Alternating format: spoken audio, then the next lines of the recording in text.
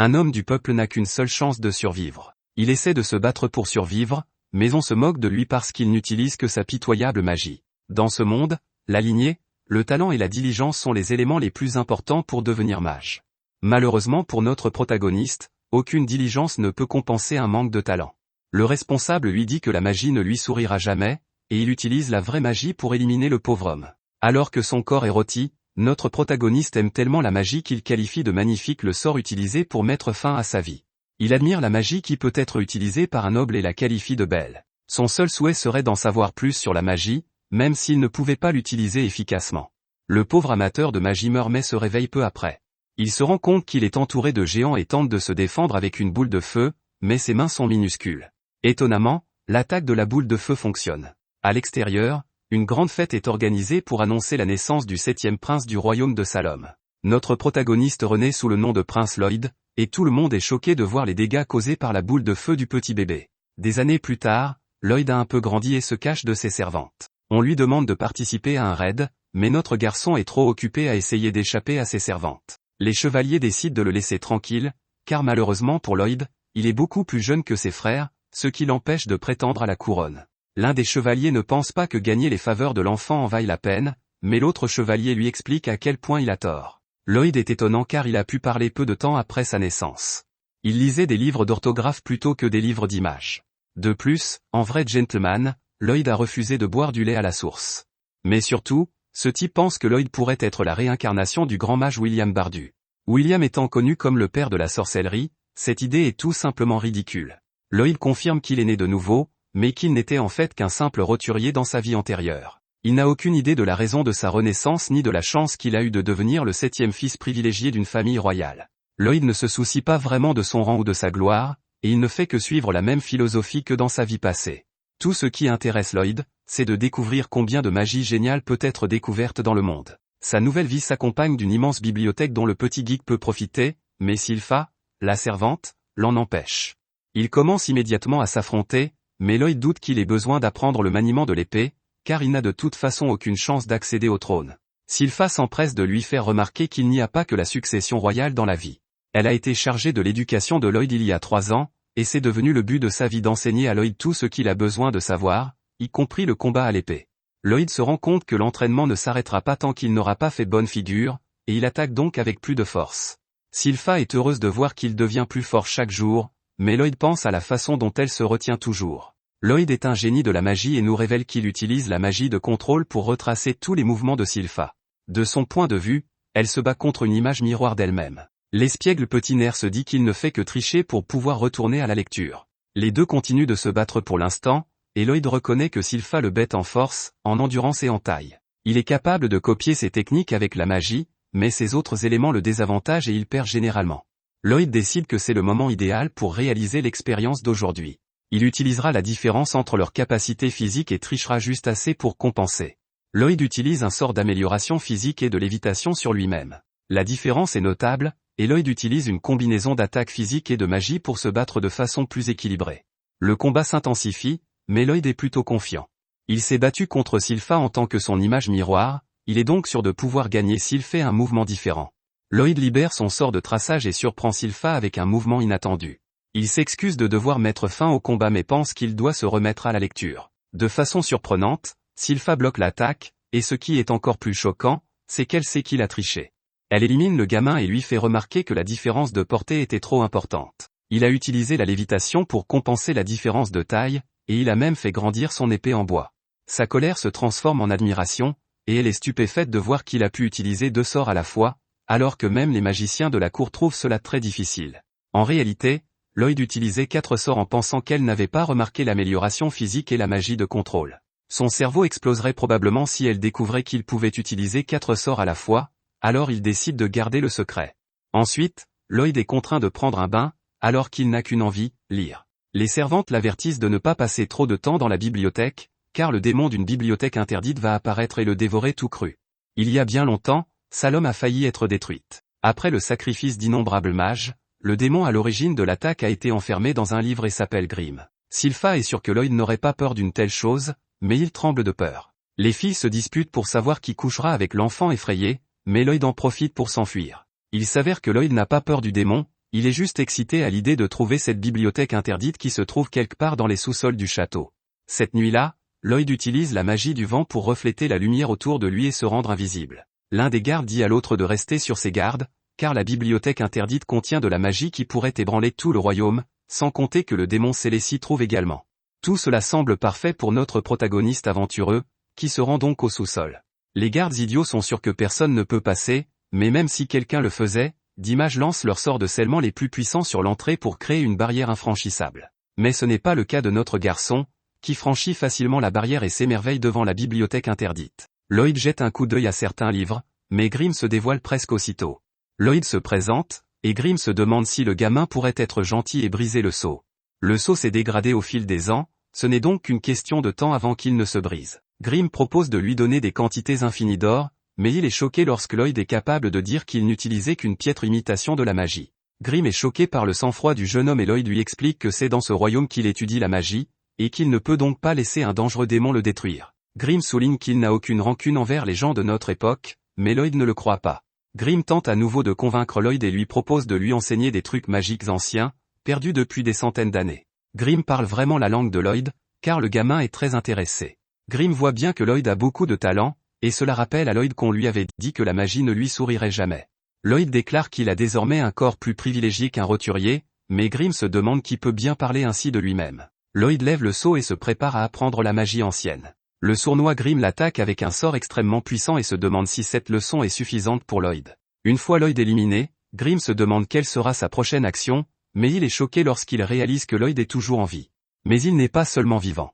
Lloyd est stupéfait par cette attaque unique et espère que Grimm pourra lui en montrer d'autres. Grimm attaque furieusement, mais rien ne peut briser la barrière. Grimm perd la tête à cause de la colère, mais notre garçon Lloyd reste très calme, utilisant sa barrière pour analyser toutes les attaques de Grimm. Ce gamin ne peut pas s'en empêcher, il veut ressentir l'attaque même s'il risque de mourir à nouveau. Grimm est alors absolument stupéfait lorsque Lloyd laisse la magie entourer son doigt. C'est incroyablement douloureux, mais Lloyd, obsédé par la magie, peut encore en admirer la beauté. Lloyd en redemande, et Grimm, furieux, prend le temps d'invoquer un sort encore plus puissant. Il est généralement impossible de synchroniser deux incantations à la fois pour un sort, et c'est un type spécial d'incantation qui ne peut être utilisé que par un démon capable d'avoir deux bouches. Grimm hurle de toutes ses forces pour déclencher l'attaque la plus puissante qu'il puisse porter, mais notre garçon Lloyd ne fait qu'analyser l'attaque. Grimm est choqué de voir que sa magie la plus puissante n'a même pas pu effleurer la barrière, et Lloyd admire les efforts qu'il a dû déployer pour devenir aussi puissant. Grimm décide de fuir ce gamin fou, mais il est stupéfait de voir que Lloyd a érigé une autre barrière. Grimm suppose qu'il l'a créée pour l'empêcher de fuir, mais Lloyd lui révèle qu'il a commis une erreur il y a longtemps, et qu'il s'est donc assuré d'être plus prudent à l'avenir. Grimm se prépare à attaquer à nouveau, mais Lloyd a fini d'analyser ses attaques. Lloyd lance un puissant sort et demande à Grimm de lui montrer ce qu'il peut faire en défense. Lloyd déclenche une attaque de feu massive, et Grimm se demande d'où vient tout ce mana. Il est trop tard, car l'attaque de Lloyd détruit le démon. Lloyd fait remarquer qu'il n'a pas bloqué l'attaque, mais le démon se demande qui est ce gamin si puissant.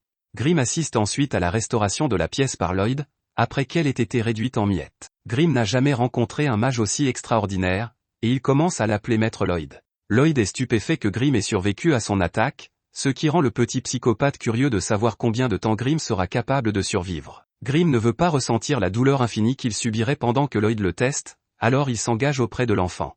Il lui propose de lui servir de familier, ce que Lloyd accepte. Pour ne pas être démasqué, Grimm se transforme en l'animal le plus mignon qui soit, mais il réfléchit à ce qu'il fait vraiment. Il utilise son apparence mignonne dans l'espoir que Lloyd finisse par baisser sa garde et qu'il puisse l'attraper. Lloyd dit au démon de se mettre dans sa poche, mais Grimm se dit que c'est une décision stupide. Mais cela l'arrange, car s'il s'approche autant de Lloyd, Grimm est sûr qu'il pourra contrôler son esprit et s'emparer de son corps. Grimm monte à bord, mais il est stupéfait lorsqu'il sent le mana de Lloyd. Grimm ne comprend pas comment il peut être aussi dense, et il réalise qu'il ne pourra pas contrôler un seul doigt de ce monstre. Grimm ne pense pas que Lloyd soit humain, et il tremble de peur. Lloyd se demande s'il n'a pas simplement froid, et Grimm change complètement de discours en disant à Lloyd qu'il peut simplement l'appeler Grimm. Grimm décide d'être obéissant pour le moment, et Lloyd s'enfuit joyeusement pour commencer à lire. Un peu plus tard, nous observons un noble qui se prépare pour sa journée et se dirige vers le manoir. Dans la bibliothèque, Grimm prévient Lloyd que quelqu'un approche. Lloyd lui dit de se cacher et nous apprenons que ce noble est le prince Albert. Albert fait une démonstration de son pouvoir et étonne tout le monde lorsqu'il est capable d'atteindre une cible à la perfection grâce à sa magie. Albert est le deuxième prince du royaume du Saloum, il excelle en tout, à tel point que tout le monde pense qu'il sera le prochain roi. Albert a la permission d'accéder à des installations comme celle-ci, et il invite parfois Lloyd à l'accompagner. Lloyd ne peut pas utiliser beaucoup de sa magie dans le château, et il apprécie donc qu'Albert l'invite au champ de tir. Lloyd est le prochain à faire une démonstration, mais il n'est pas intéressé par le trône et n'a donc pas besoin d'impressionner qui que ce soit. De plus, s'il montrait son vrai pouvoir, il serait obligé de s'impliquer dans la lutte pour le pouvoir entre les princes. Lloyd déteste cette idée, car tout ce qu'il veut, c'est faire des recherches sur la sorcellerie et la paix. Grimm se demande ce qu'il va faire pour la démonstration, et Lloyd lui explique qu'il va simplement courber ses boules de feu pour qu'elles ne fassent qu'effleurer les cibles. Lloyd dit que c'est si simple, mais Grimm pense que cela demande encore plus d'habileté que de simplement toucher les cibles. Lloyd tire et effleure à peine chacune des cibles. Les spectateurs sont déçus, mais Grimm se dit qu'ils auraient dû se rendre compte qu'il est extrêmement difficile de contrôler la magie avec autant de précision. Lloyd, qui aime la magie, ne leur prête pas attention et réfléchit à la manière dont il pourrait encore améliorer sa technique. Albert semble savoir quelque chose, mais il ne dit rien et se contente de dire que Lloyd peut rester pendant qu'il fait une pause. Lloyd ne peut pas être plus heureux, car il y a tellement de choses qu'il veut essayer. Lloyd veut commencer par essayer l'incantation double que Grimm a faite, mais ce dernier lui dit frénétiquement que c'est impossible, c'est une capacité propre aux démons qui peuvent former des bouches supplémentaires. Lloyd pense avoir une solution, il est surpris de voir que son idée fonctionne, mais Grimm est choqué et lui fait remarquer qu'aucune personne saine d'esprit n'essaierait jamais d'incorporer un démon dans son propre corps. C'est exactement ce que Lloyd a fait, et il dit à Grimm d'essayer de lancer une boule de feu infernale. Grimm déclare que ce sera du gâteau pour un démon de son calibre, mais il panique quand les choses ne se passent pas comme il l'avait prévu, et Grimm est terrifié et se demande ce que Lloyd a fait. Lloyd explique qu'il s'agissait simplement d'une pile de sorts, une technique permettant de comprimer les incantations. En récitant plusieurs incantations à la fois, Lloyd est capable de raccourcir le temps nécessaire pour lancer un sort. Lloyd a poussé cette technique à l'extrême en disant qu'il ne faisait que réciter une centaine de sorts dans chaque ligne de l'incantation. Grimm est stupéfait par la désinvolture de Lloyd et lui fait remarquer que même en tant que puissant démon, il ne peut empiler que 2 ou 3 lignes à la fois. Lloyd fait le test suivant et constate qu'il peut désormais parler par les 2 bouches.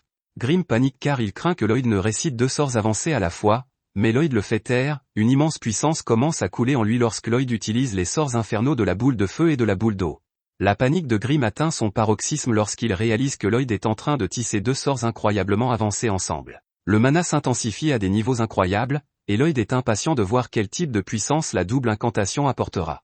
Lloyd se rend compte qu'il ne peut pas libérer la puissance au sol, alors il l'envoie simplement dans le ciel. Il en résulte toujours un affichage de puissance visible de loin. Au château, certains serviteurs souhaitent qu'Albert ne passe pas son temps avec Lloyd, car ce dernier n'est qu'un enfant et n'est pas très doué pour la magie. Albert leur répond qu'ils sont simplement aveugles, il révèle que Lloyd a réussi à effleurer toutes les cibles de la même façon. Il l'a fait exprès, ce qui fait dire à Albert que Lloyd est un génie. Albert prédit que Lloyd pourrait même devenir le grand sage et espère qu'il sera son allié. Les serviteurs sont persuadés qu'il parviendra à le convaincre, mais Albert fait remarquer qu'il veut simplement s'entendre avec son petit frère. Albert prédit que Lloyd a probablement déjà abattu toutes les cibles, mais les serviteurs doutent à nouveau des capacités de Lloyd. Ils pensent qu'il est impossible pour le gamin d'abattre la cible aussi rapidement, et le serviteur se demande pourquoi il fait si sombre dehors. Nous comprenons pourquoi, car Grimm tremble de peur après avoir vu que Lloyd a fait un trou dans l'atmosphère. Lloyd panique car il ne veut pas que quelqu'un le découvre, mais heureusement les choses reviennent à la normale. C'était un événement assez fou, et Grimm, terrifié, se demande une fois de plus qui peut bien être Lloyd. Le lendemain matin, Grimm en a assez de faire des tâches ménagères pour Lloyd. Il se calme cependant et se rappelle qu'il doit veiller à ce que Lloyd ait un mode de vie propre et sain en prévision du moment où il prendra possession de son corps. Plus tard, la déchirure dans le ciel fait l'objet d'un article dans le journal, mais personne ne sait ce qui l'a causé. Lloyd pourrait avoir un sérieux tas, car il est déjà passé à autre chose. Il est maintenant plus intéressé par une nouvelle histoire concernant des aventuriers de haut rang. Ils ont traversé un donjon des de haute difficulté et sont revenus avec des trésors précieux et des objets magiques. Cela semble très amusant pour Lloyd, alors il décide d'aller dans un donjon. Grimm fait remarquer que Lloyd provoquera une panique générale si l'on découvre qu'il est parti, mais Lloyd révèle qu'il a une solution. Grimm est confus lorsque Lloyd sort un gland, sa confusion se transforme en étonnement lorsque Lloyd l'utilise pour créer une réplique en bois de lui-même. Il s'agit en fait d'une réplique assez complexe, car Lloyd lui a donné des nerfs, entre autres choses, de sorte que non seulement elle lui ressemble, mais qu'elle peut aussi faire des mouvements simples par elle-même. Mais ce n'est pas suffisant, car Lloyd souligne qu'il l'aurait fait plus tôt s'il était sûr que cela fonctionnerait. Malheureusement, ce n'est pas le cas puisque le vrai problème est Sylpha. Un coup d'œil en arrière montre à quel point elle est obsédée par Lloyd, car elle a remarqué qu'il avait grandi d'1/4 de millimètre. Le mannequin de danse qu'il vient de créer ne suffira pas à la tromper, mais Lloyd a une nouvelle solution pour cela aussi. Il se rend à l'extérieur, et nous voyons qu'il a laissé à Grimm le contrôle de la réplique tout en étant capable de communiquer avec lui par l'intermédiaire de sa main.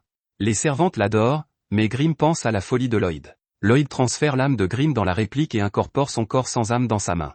Lloyd laisse le reste à Grimm, qui admire à quel point la réplique semble réelle. Il réalise bientôt que Lloyd n'est pas là pour l'arrêter, et il se met à avoir des idées sournoises en tête. C'est alors que Lloyd lui dit qu'il apprécie vraiment d'avoir Grimm comme familier, ce qui lui fait monter les larmes aux yeux. Lloyd se demande si quelque chose ne va pas, mais Grimm lui dit simplement de se dépêcher et de terminer le donjon. Lloyd se rend compte qu'il ne sait pas où trouver un donjon, et Grimm remarque qu'il semble que quelqu'un soit attaqué dans les environs. Ce n'est pas le cas, car la jeune fille apparemment sans défense se retourne contre ses poursuivants et les détruit complètement. Elle démontre ses incroyables capacités de combat et Grimm fait remarquer qu'elle doit être une adepte des arts martiaux. Lloyd s'est renseigné sur la technique de respiration qu'elle utilise, elle permet à une personne d'injecter une énergie appelée QI dans son corps, ce qui lui confère une force extrême. La jeune fille est capable de les repérer, mais cela ne dérange pas Lloyd qui veut en savoir plus sur sa technique. Il commence cependant à paniquer lorsque Grimm lui fait remarquer qu'elle pourrait le reconnaître comme le 7e prince. Son silence fait croire aux filles qu'il s'agit d'un ennemi, et les garçons paniquent lorsqu'elle se dirige vers eux. Heureusement, Lloyd parvient à changer d'apparence juste à temps et se présente sous le nom d'Alberto. Lloyd a utilisé un sort qui lui permet de se transformer en quelqu'un qu'il a déjà vu, il a utilisé une double incantation nouvellement apprise pour combiner son apparence avec celle d'Alberto afin de créer un look original. La jeune fille se présente sous le nom de Tao, et Lloyd craint qu'elle ne se doute de quelque chose puisqu'elle ne se retourne pas. En fait, Tao panique parce qu'elle pense qu'Alberto est un beau gosse. Tao a passé les 18 années de sa vie à s'entraîner, elle s'est finalement échappée du dojo et est devenue une aventurière en quête de romance. Malheureusement pour elle, cela n'a pas fonctionné car la plupart des hommes préfèrent les frêles prêtresses. Son heure est enfin venue, et elle se promet de faire d'Alberto son petit ami. Comme elle a l'air très occupée, Lloyd décide de ne pas lui demander de traverser un donjon avec lui, mais elle saute sur l'occasion. Lorsqu'ils entrent dans le donjon, Tao est impatiente de lui montrer ses prouesses au combat, mais notre Lloyd est trop occupé à être obsédé par des pierres incandescentes. Tao a été impressionné par la connaissance qu'avait Lloyd de sa technique de respiration, et elle explique que l'apprentissage du QI commence et se termine par la respiration. Une bonne respiration remplit tout le corps de QI et permet à une personne de libérer une force surhumaine. Le problème, c'est qu'il faut beaucoup d'entraînement pour commencer à sentir le QI dans son corps. C'est pourquoi Tao recommande à Alberto de passer son temps à trouver la clé de son cœur. Lloyd ignore complètement la plaisanterie et choque Tao lorsqu'il parvient à utiliser une technique de respiration.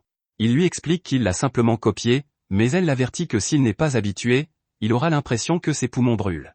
Mais Lloyd est toujours aussi fou et continue de pratiquer la technique. Il se surprend à sentir l'énergie en lui et s'enthousiasme en réalisant qu'il pourra appliquer ce pouvoir à la sorcellerie. Tao décide de l'aider à se familiariser avec le QI et lui demande de ne pas arrêter la technique de respiration avant d'avoir quitté le donjon. De retour chez lui, Grimm pense que Lloyd est fou parce qu'il a une vie si confortable, mais il s'en moque, tout ce qui l'intéresse, c'est d'en apprendre plus sur la sorcellerie. Les choses se passent plutôt bien pour Grimm, mais il est choqué lorsque Sylpha fait son apparition. De retour dans le donjon, Tao montre à Alberto un souffle de QI et l'utilise pour vaincre le boss du donjon. Ils sont récompensés par un coffre, mais Tao explique qu'un donjon qui n'a pas beaucoup évolué n'aura pas de bon butin. En regardant le coffre, Tao est stupéfaite de voir qu'Alberto a déjà appris la technique de respiration du QI en si peu de temps. Tao se rend compte qu'elle vient de toucher le jackpot, si elle parvient à convaincre Alberto de devenir son professeur, sa gardienne n'aura d'autre choix que de l'accepter comme son fiancé. Tao ouvre le coffre, mais Lloyd doit la secourir car il contient un piège mortel. Une liche émerge du coffre et Lloyd se demande s'il s'agit du véritable chef du donjon. Tao fait comme si cette liche n'était pas grave, elle dit à Alberto de quitter le donjon pendant qu'elle s'en occupe, mais il aimerait la voir se battre. La situation est en fait bien pire que ce qu'elle laissait entendre, alors elle s'excuse auprès de son garçon et le force à sortir du donjon. Elle reconnaît qu'elle lui a peut-être brisé quelques os, mais c'est mieux que de le voir perdre la vie à cause de la liche. Tao esquive les attaques de la liche, mais elle se dit que même les aventuriers de rang A ne font pas le poids face à une liche. Elle n'est pas assez folle pour penser qu'elle peut la vaincre, alors elle décide de gagner suffisamment de temps pour permettre à Alberto de s'échapper. Ailleurs, Lloyd est toujours en train de voler depuis que Tao l'a lancé, mais il est déçu car il avait encore beaucoup à apprendre. Lloyd s'arrête et se demande s'il doit y retourner. Il est déchiré parce qu'il ne sait pas pourquoi elle l'a envoyé hors du donjon, alors il demande conseil à Grimm. Grimm ne répond pas, mais quand il le fait, il dit simplement à Lloyd de revenir à la maison et de le sauver. De retour au combat, les choses se présentent mal pour Tao, qui réalise que sa vie est sur le point de s'achever. Elle tente de s'éloigner, mais elle est choquée lorsque la liche commence à parler. Il explique qu'il mange les âmes des aventuriers pour s'approprier leur sagesse et leurs compétences. Il estime que Tao ne vaut pas la peine d'être mangé, car sa technique de QI se résume à de la magie de bas niveau. En revanche, il s'intéresse à Lloyd pour la rapidité avec laquelle il a réagi au piège. Tao fait remarquer que la liche et Alberto n'ont rien en commun. La plupart des gens considèrent les techniques de QI comme une perte de temps, mais Alberto s'est dit impressionné par ces techniques. Une barrière protège la liche, mais Tao l'attaque furieusement tout en expliquant qu'elle s'entraîne à utiliser les techniques de QI depuis l'âge de 5 ans. Tao montre vraiment à quel point elle est en colère, elle souligne qu'elle a passé tout son temps à s'entraîner et qu'elle n'a donc jamais eu le temps de se trouver un petit ami. Son barrage d'attaque se termine par un dernier coup dévastateur, et elle déclare que toute sa frustration est la raison pour laquelle il ne faut pas lui chercher des noises. Tao a utilisé trop de son QI, elle ne peut plus bouger d'un pouce. Les choses se gâtent lorsque la liche révèle qu'elle est toujours en vie. Tao a utilisé l'explosion de QI à pleine puissance pour détruire la barrière, mais la liche révèle que c'était pitoyable. L'étendue de son pouvoir est plus faible que l'équivalent d'un seul doigt de la magie de Tao. La liche ajoute l'insulte à la blessure en soulignant qu'elle a gaspillé sa vie avec tout cet entraînement. Il utilise un sort pour l'écraser avec un éclat magique, mais la liche est choquée lorsque Lloyd la sauve. Lloyd lui explique qu'il va être pris en charge, mais qu'il n'a pas beaucoup de temps et qu'il doit donc mettre fin au combat rapidement. Tao n'a aucune idée de ce qui se passe, car elle n'a pas Alberto à l'esprit, mais elle voit qu'il est devenu très sérieux. Lloyd vole instantanément derrière la liche, et Tao est choqué de le voir utiliser la technique de respiration. La liche est tout aussi surprise, mais c'est parce que Lloyd a utilisé un sort de classe d'air appelé Full Sprint qui devrait être impossible à réaliser sans incantation. La liche l'attaque, mais elle n'en revient pas de la solidité de la barrière de Lloyd. Lloyd ne semble même pas intéressé par ce monstre, car il se concentre sur le perfectionnement de la combinaison du QI et du mana. Il n'y est pas encore parvenu, mais il se souvient que Tao lui a dit de se concentrer. Lloyd aspire encore plus d'air dans ses poumons en se concentrant, et il accélère le sort Full Sprint. La liche pense que Lloyd essaie de s'enfuir, alors elle l'attaque, mais Lloyd ne fait qu'inspirer plus d'air. Sa barrière le gêne, alors Lloyd s'en débarrasse, mais la liche pense qu'il a réussi à la briser. La liche stupide pense qu'elle a le dessus, alors elle donne le coup de grâce, mais Lloyd l'esquive. Tao est choqué lorsqu'elle réalise que l'attaque de la liche n'a pas brisé la barrière. Alberto l'a fait lui-même afin d'aspirer encore plus d'air pour utiliser une technique de QI encore plus puissante. Lloyd continue d'esquiver les attaques tout en rassemblant son QI et son mana. Lloyd surprend tous les spectateurs lorsqu'il utilise ce nouveau pouvoir, mais il n'est pas satisfait. Il fait un léger ajustement et rit comme un fou en lançant un déluge d'attaques sur la liche. Le psychopathe demande à la liche de ne pas abandonner, car il s'amuse, et il y a encore beaucoup d'autres choses qu'il veut essayer. La liche ne comprend pas ce qui se passe, car elle pensait que Lloyd n'était qu'un mage. Le gamin n'utilise aucune incantation, et les simples techniques de QI de Lloyd correspondent à la sorcellerie de la liche. La liche subit quelques dégâts et se rend compte que les techniques de Lloyd sont en train de l'écraser. Lloyd affine encore son attaque et la liche s'apprête à se défendre avec la barrière, mais cela ne sert à rien. L'attaque traverse la barrière et la liche, et Tao regarde avec stupéfaction Lloyd déclarer qu'il a réussi à trouver le moyen de l'utiliser. Tao est ensuite déçu de voir qu'ils n'ont reçu qu'une vieille dague en récompense de leur dur labeur, mais Lloyd peut dire qu'elle a été baignée dans le mana. Elle ne la trouve toujours pas très bonne, alors elle la laisse à Lloyd. À ce moment-là, Lloyd est surpris de voir le sol s'effondrer, mais Tao lui explique que les donjons s'écroulent une fois le boss vaincu et le trésor pris. Lloyd est stupéfait car il pense qu'il s'agit d'une technique de survie utilisée par les lézards qui ont sacrifié leur queue pour pouvoir survivre. Il se rend compte que les donjons dorment dans le sol jusqu'à ce que quelqu'un dépose un objet magique. Le donjon absorbe l'objet et construit lentement un véritable donjon autour de lui. Il récupère ensuite le matériel laissé par ceux qui n'ont pas réussi à le vider. Puis, lorsqu'il sent qu'il est sur le point d'être nettoyé, il offre l'un des objets qu'il a collectés pour survivre. Il est également fasciné par cet objet, mais le temps leur est compté. Lloyd parvient à extraire le coffre du sol et il s'échappe juste avant que le donjon ne s'effondre. Lloyd s'émerveille devant le donjon fermé qui reprend des forces sous terre jusqu'à ce qu'il puisse redevenir un donjon. Tao reconnaît qu'Alberto est un mage extraordinaire, mais elle se demande pourquoi il a choisi d'utiliser une technique de QI à la fin du combat. Elle se demande si c'est pour elle, car la liche se moquait d'elle. Malheureusement pour elle, Lloyd lui révèle qu'il l'a utilisé pour s'amuser. À ce moment-là, Lloyd se prépare à partir, car il se souvient qu'il doit se dépêcher de rentrer chez lui. Tao pense que la technique de QI utilisée par Lloyd est si avancée qu'elle ne peut même pas l'utiliser. Elle déclare donc qu'elle s'entraînera dur pour devenir une fille fascinante la prochaine fois qu'ils se rencontreront. Lloyd dit qu'il s'entraînera dur lui aussi en partant, et Tao espère devenir le genre de fille qui peut attirer son attention.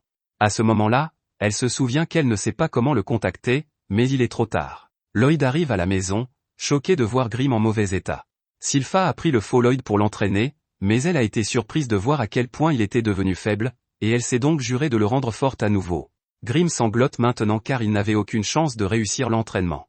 Grimm est déçu de voir que Lloyd a passé autant de temps loin de lui juste pour une épée minable, mais Lloyd explique qu'il s'agit en fait d'un véritable trésor. Il la met dans de l'eau chaude et la gratte pour révéler qu'elle a été traitée avec de l'essence de mana. L'essence de mana est difficile à trouver, et les sorts d'enchantement sont difficiles à réaliser. L'essence de mana est utilisée pour écrire des formules magiques sur une arme afin de la renforcer. Cependant, en cas d'échec, l'essence et l'arme sont perdues. L'essence de mana étant très difficile à trouver, Lloyd décide d'analyser celle qu'il a prélevée sur le couteau afin qu'il puisse en fabriquer eux-mêmes. Il utilise un sort de purification pour en révéler les composants, qui s'avèrent être de l'huile, de l'argent et une substance appelée imatide. L'imatide est fabriquée en réduisant en poudre le noyau d'un monstre, elle est donc assez rare, mais ils peuvent en fabriquer à partir du coffre du donjon. Il ne reste plus que de l'huile et de l'argent. Le père de Lloyd lui donne quelques pièces d'argent et se demande ce que son fils va bien pouvoir acheter avec. Lloyd et Grimm se rendent alors dans leur cachette, où ils font fondre l'argent. Ensuite, Lloyd fait un pari avec Sylpha. S'il parvient à l'attaquer, elle lui donnera de l'huile. Lloyd la surprend avec de la magie et se prépare à gagner le pari, mais il perd sa trace. Sylpha se révèle et gagne le combat, elle lui donne quand même gentiment l'huile car elle est contente qu'il ne soit pas aussi faible que l'autre jour. Grimm les espionne et se sent insulté car c'est lui qu'elle traite de faible. Elle n'aurait pas dû être capable de le battre même s'il n'utilisait pas de magie, et il se demande quel genre de mage elle est. Sylpha admire ensuite à quel point Lloyd est impressionnant à seulement 10 ans. Il excelle à l'épée et en magie, et elle prédit qu'il pourrait devenir chevalier commandant quand il sera grand. Lloyd la remercie pour l'huile, et elle se demande ce qu'il compte cuisiner avec. Lloyd et Grimm retournent à leur cachette pour ajouter l'huile à leur préparation, et ils finissent de fabriquer l'essence de mana. Ensuite, ils demandent à Albert des armes pour tester sa magie d'amélioration. Albert trouve adorable l'amour de Lloyd pour la magie et demande à ses troupes lequel d'entre eux veut que son adorable petit frère renforce son arme. Ils offrent tous avec empressement leurs épées, mais ils ne le font que parce qu'Albert le leur a pratiquement ordonné. En réalité, ils ne sont pas très enthousiastes, car l'enchantement est si difficile qu'il ne donne que rarement de bons résultats.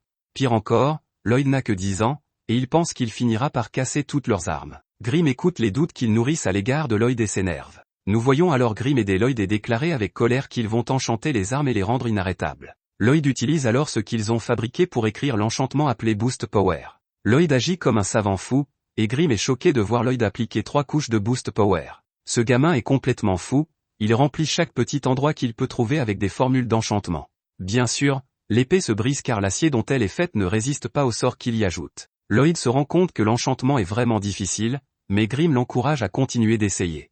Après plusieurs échecs, Lloyd réussit enfin à s'en sortir. Lloyd retourne ensuite voir Albert avec 50 des 120 épées qu'on lui a données. Il s'excuse d'en avoir cassé 70, mais en réalité, il se dit qu'il a réussi à en enchanter 80. Le problème, c'est qu'il a essayé d'ajouter encore plus de sorts à certaines d'entre elles et qu'il a fini par les détruire. Albert n'en revient pas, car même un enchanteur de premier ordre n'a qu'un taux de réussite d'environ 10%. C'est tellement incroyable que les troupes ne pensent pas qu'il ait pu enchanter les armes. Ils supposent qu'il a abandonné après avoir détruit 70 armes et qu'il renvoie les autres sans les avoir enchantées. Les soldats décident de mentir et de dire que les épées sont plus tranchantes, mais l'un d'entre eux est surpris lorsque son fourreau est coupé en deux par son épée. Ils ne savent pas trop quoi en penser, mais le petit Grimm en colère se sent justifié. Albert est étonné par l'une des épées les plus impressionnantes, et Lloyd explique qu'il espérait les voir utiliser ces armes au combat. Cela tombe à pic, car Albert révèle qu'ils partent à la chasse aux monstres. Peu après, nous voyons que Lloyd accompagne Albert. Lloyd est bien sûr accompagné de Grimm, et ils arrivent à la forêt où ils vont faire leur chasse aux monstres. Le monstre ne se trouve pas dans la forêt, mais près d'un lac. Lloyd est très excité car il n'est pas souvent autorisé à quitter le château et il veut vraiment voir ses épées enchantées en action. Albert fait remarquer que Sylpha ne quitte jamais Lloyd d'une semelle et elle le remercie de l'avoir autorisé à l'accompagner.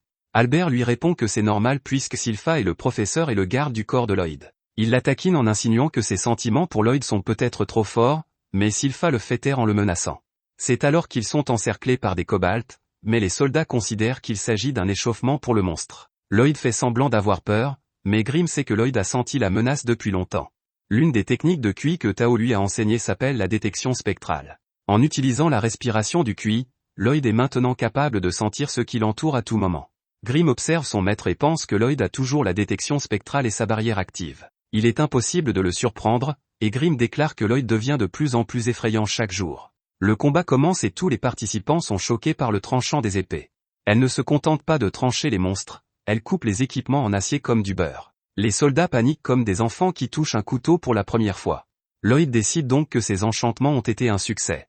Albert le pense aussi, et il dit à tout le monde que son petit frère est un prodige de l'enchantement.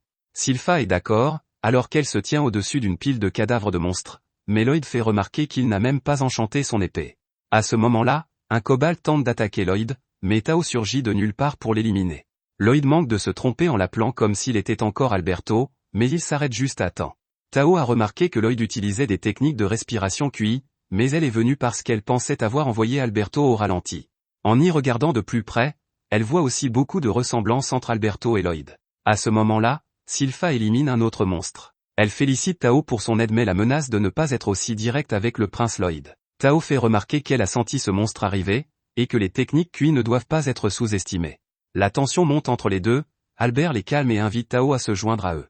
Ce soir-là, Tao est choqué d'apprendre qu'Albert est un prince. Albert ressemble aussi à Alberto, mais pas autant que Lloyd, qu'elle recherche maintenant. Lloyd se cache à proximité et se rend compte que les compétences de Tao en matière de QI l'ont rendu très sensible à ce dernier. Il utilisait la détection spectrale, et c'est sans doute ainsi qu'elle l'a trouvé. Lloyd décide de se cacher dans sa tente, mais pour une raison ou une autre, Sylpha s'y est changée. Lloyd dit qu'il n'a pas besoin d'elle pour le protéger, mais Sylpha n'est pas d'accord car elle n'aime pas la façon dont la nouvelle fille lui court après. Tao fait irruption, Sylpha la traite d'idiote et Tao de servante perverse. Les deux se disputent et Lloyd en profite pour s'enfuir. Albert traite Lloyd de tueur de femmes et fait remarquer que Sylpha a beaucoup changé depuis qu'elle s'occupe de Lloyd. Elle voit beaucoup de maturité chez Lloyd, mais Albert prévient que les relations avec les femmes peuvent être compliquées. À ce moment-là, les filles remarquent que les soldats les observent d'un peu trop près.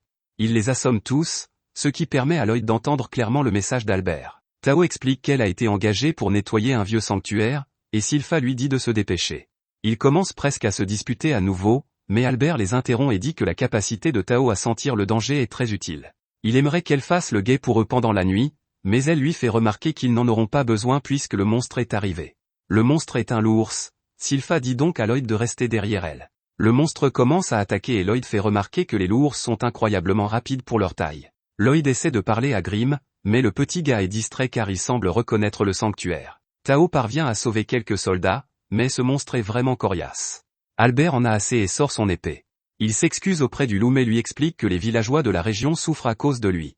Albert utilise son épée tout en récitant une incantation, et il lance une attaque incroyablement puissante qui détruit le monstre. Tout le monde est étonné qu'il l'ait vaincu en une seule attaque, mais Albert fait remarquer que son attaque n'est normalement pas aussi puissante. Elle n'a été possible que grâce à l'enchantement que Lloyd a appliqué à son épée ensorcelée. Lloyd pense qu'il a ajouté un petit plus à l'épée d'Albert, mais Grimm n'y prête même pas attention. Il est très inquiet et révèle qu'un démon est enfermé dans le sanctuaire voisin. À ce moment-là, tout le monde est choqué de voir que le loup-ours est encore capable de bouger. D'autres monstres surgissent de nulle part et une voix s'adresse à notre groupe. Elle est contrariée par le fait qu'ils aient blessé l'un de ses serviteurs. La voix se révèle à l'intérieur du loup-ours et se présente comme le démon Pazuzu. Ils jurent qu'ils le paieront de leur vie et envoient ses serviteurs à l'attaque. Il est facile de les découper, mais le problème est qu'ils peuvent guérir instantanément. Tao sauve Albert, et il a déterminé que le démon contrôle tous les sbires. Lloyd se demande si ce démon est une connaissance de Grimm, mais ce n'est pas le cas. Grimm explique que Pazuzu est capable de transmuter son mana pour contrôler les monstres. Les monstres pensent ainsi qu'il est leur maître, mais en réalité, son mana agit comme des ficelles qui les contrôlent comme des marionnettes. Il peut également fournir du mana par le biais des cordes, ce qui permet aux monstres de se régénérer. Grimm déclare très sérieusement que les choses vont mal tourner si Pazuzu n'est pas vaincu. Mais Lloyd s'en moque et veut juste que Grimm lui apprenne la transmutation du mana. Sylpha souhaite que Tao se dépêche de faire quelque chose, mais Tao lui fait remarquer que Sylpha ne fait rien. Grimm dit à Lloyd que ce n'est pas le meilleur moment pour essayer d'apprendre quelque chose car les autres se battent pour leur vie. Lloyd est persuadé qu'ils s'en sortiront et insiste pour que Grimm lui apprenne. Alors que Pazuzu observe le combat, il fait remarquer que si certains de ses adversaires sont habiles, la plupart d'entre eux ne survivent que grâce à leurs armes. Pazuzu commence alors à insulter Lloyd en disant qu'il s'est enfui comme un bébé effrayé. Sylpha n'apprécie visiblement pas ce qu'il dit, et il lui dit que cela doit être beaucoup de travail pour elle de s'occuper d'un pathétique déchet de chair comme Lloyd. Cela pousse Sylpha à bout, et Tao est terrifié par elle lorsqu'elle s'en aperçoit. Sylpha s'excuse auprès de Lloyd, mais ce dernier s'en moque car il est toujours occupé à apprendre des choses. Pazuzu continue de dénigrer Lloyd, mais Sylpha commence à répliquer. Elle dit que tous les sous-fifres sentent très mauvais, et que la seule chose pire est la laine de Pazuzu. Elle a décidé que Pazuzu interfère avec l'air frais de Lloyd, et qu'elle doit donc mettre fin à sa vie. Sylpha dégaine son épée, mais Pazuzu lui explique qu'ils n'ont aucune chance de partir vivants. Il alimente les serviteurs en mana, de sorte qu'ils continueront à se régénérer sans fin. Les démons ne manquent pas de mana, il n'en manquera donc pas non plus. Pazuzu pense qu'il a fait pleurer Sylpha, mais elle dit une fois de plus que c'est son souffle. Albert s'inquiète alors que le démon l'attaque, mais elle s'en sort très bien car elle a coupé toutes les pattes du monstre. Elle lui suggère de laisser derrière lui la boule de poil qu'il contrôle et l'avertit qu'il perdra plus vite s'il ne le fait pas.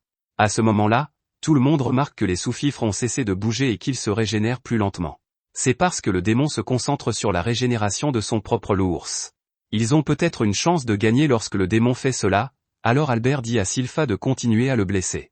Elle se prépare à le faire, mais Pazuzu pense qu'ils sont simplement stupides. Près de là, Grimm finit de donner sa leçon à Lloyd. Il explique que Pazuzu doit avoir un sacré don pour la transmutation du mana, car elle n'est pas facile à réaliser, même pour un puissant démon. Grimm tente de faire une démonstration du contrôle du mana et explique qu'il faut commencer par lui donner de la couleur. Ensuite, il faut le modeler et lui ajouter des parfums. Grimm a même du mal, mais il est choqué lorsque Lloyd lui révèle qu'il a transformé son mana en fleur et qu'il y a même ajouté un parfum. Grimm n'arrive pas à croire qu'il l'a déjà fait si parfaitement, et ils prennent tous les deux un moment pour apprécier l'odeur. Pendant ce temps, Pazuzu est en grande détresse car Sylpha lui donne une raclée. Il n'arrive pas à comprendre comment elle ne laisse aucune ouverture, et il se demande comment quelqu'un comme elle peut être une simple babysitter. Sylpha emprunte l'une des épées du soldat et l'admire parce qu'elle a été enchantée par Lloyd. Son obsession pour Lloyd a poussé Pazuzu à s'intéresser à lui, et il déclare vouloir le disséquer. Le démon montre son immense vitesse, mais il continue d'insulter Lloyd, ce qui ne fait qu'accroître la colère de Sylpha. Le démon la consume et se moque d'elle pour avoir été une humaine stupide qui s'est laissée prendre à sa provocation. Il est stupéfait de voir que Sylpha est toujours en vie et qu'elle coupe le corps de l'ours en deux. Elle déclare qu'il s'agit là de l'art de la double lame de sa famille et enchaîne avec une autre lame appelée moineau plongeur. Pazuzu tente alors de faire remarquer qu'elle n'est qu'une servante. Malheureusement pour lui, ce n'est pas vrai, et Sylpha utilise un autre art pour détruire complètement le loup et exposer le démon. Tout le monde est stupéfait par sa puissance et Lloyd réalise que c'est à cela que ressemble Sylpha lorsqu'elle est sérieuse. Il l'admire et mémorise ce moment en modelant son mana en elle. Sylpha est dégoûtée à l'idée que le démon puisse essayer de blesser Lloyd, elle déclare donc que la seule chose qu'il est en droit de toucher est sa lame. Sylpha demande au démon de faire la paix, mais elle est choquée lorsqu'il commence à faire quelque chose. Les autres achèvent les sous-fifres, mais Albert sait que ce n'est pas fini et qu'ils doivent rendre la monnaie de sa pièce à Sylpha. À ce moment-là, tout le monde s'effondre à cause des miasmes du démon, y compris Sylpha. Pazuzu est furieux car il a construit ses marionnettes depuis plus d'un siècle. Il reproche à Sylpha d'avoir ruiné son plan, et son attaque l'envoie dans la rivière. Albert veut l'aider, mais ses forces s'épuisent. Pazuzu révèle qu'il s'agit de son miasme de domination, et que tout ce qu'il inhale tombe dans ses griffes. Sylpha fait remarquer que c'est sans doute pour cela qu'il sent si mauvais, et Pazuzu s'offusque qu'elle n'arrête jamais l'insulte. Son attaque destinée à Sylpha est bloquée par Tao. Sylpha essaie de lui dire qu'elle va bien, mais ce n'est manifestement pas le cas. Sylpha essaie de rester courageuse en disant à Tao de courir, mais elle est trop blessée et s'effondre. Pazuzu est en fait très impressionné par elle car elle a pris plus de ses miasmes que n'importe qui d'autre et elle a été capable de le défier aussi férocement. Même les monstres qu'il contrôlait sont tombés sous son emprise en moins de 30 secondes. Mais ce qui intrigue le plus Pazuzu, c'est que Tao n'est pas sous son contrôle. Tao le repousse, mais il finit par la capturer. Pazuzu suppose qu'elle utilise une sorte de technique de respiration pour résister à ses miasmes. Il a raison, mais les choses se gâtent pour Tao lorsque sa respiration est interrompue. Pazuzu lui fait remarquer qu'elle aurait pu s'enfuir, mais cette énergumène suppose qu'elle est restée parce qu'elle voulait devenir son serviteur. Tao repousse à nouveau le démon et déclare qu'elle attend un canon. Elle n'en a plus rien à faire, alors cette fois, elle utilise une attaque incroyablement puissante. Elle se rend compte qu'elle s'est un peu trop enflammée et qu'elle a utilisé un gros coup. Tao essaie de se concentrer sur sa respiration avant que le démon ne contre-attaque, mais elle a encore plus de mal lorsqu'elle est attaquée par l'une des marionnettes. Elle est choquée de voir qu'elles se sont déjà régénérées, et le démon se demande qui est ce canon dont elle parlait. Pazuzu en a assez de ces discussions et utilise son miasme de domination maximale. Il pense qu'elle sera sûrement sous son contrôle maintenant, mais Tao vient de réaliser quelque chose, le beau gosse dont elle parlait est beaucoup plus proche qu'elle ne le pensait. Elle peut encore le sentir à travers tous les miasmes de Pazuzu, et cela lui donne de l'espoir. Pazuzu n'a toujours aucune idée de qui elle parle, alors Tao lui révèle que le beau gosse vient pour le détruire. Malheureusement pour elle, son temps est écoulé et le monstre marionnette la consume. Pazuzu s'intéresse alors à Sylpha, qui fera un excellent ajout à ses serviteurs. Il sait qu'il sera difficile de la contrôler, mais sa force justifie le prix à payer. Pazuzu prévoit d'utiliser des tonnes de miasmes sur elle, et Lloyd réalise que c'est ainsi qu'il a pu contrôler les loups-ours. Pazuzu est content de lui et révèle qu'il a éliminé leurs parents et utilisé son miasme pour les remplacer dans l'esprit des petits. Pazuzu se félicite en déclarant que personne ne peut défier sa domination. Lloyd dit calmement que Pazuzu est affreux, et Pazuzu est choqué lorsqu'il se rend compte que Lloyd est capable de se déplacer dans son miasme. Il demande comment cela est possible, mais Lloyd ne le sait même pas. L'ignorance est encore plus choquante, mais Pazuzu est à nouveau incrédule lorsqu'il réalise que Grimm est un démon.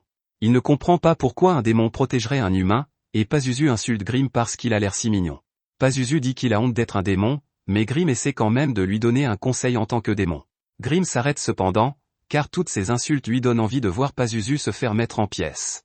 Pazuzu envoie ses terribles démons à l'attaque, mais Lloyd est tout simplement excité à l'idée de tester sa nouvelle capacité de transmutation du mana.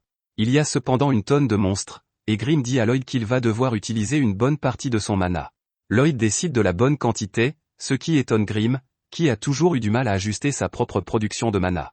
Lloyd imagine quelque chose de doux et de chaleureux, et Pazuzu est choqué de voir que Lloyd lui retire facilement son influence sur les loups-ours.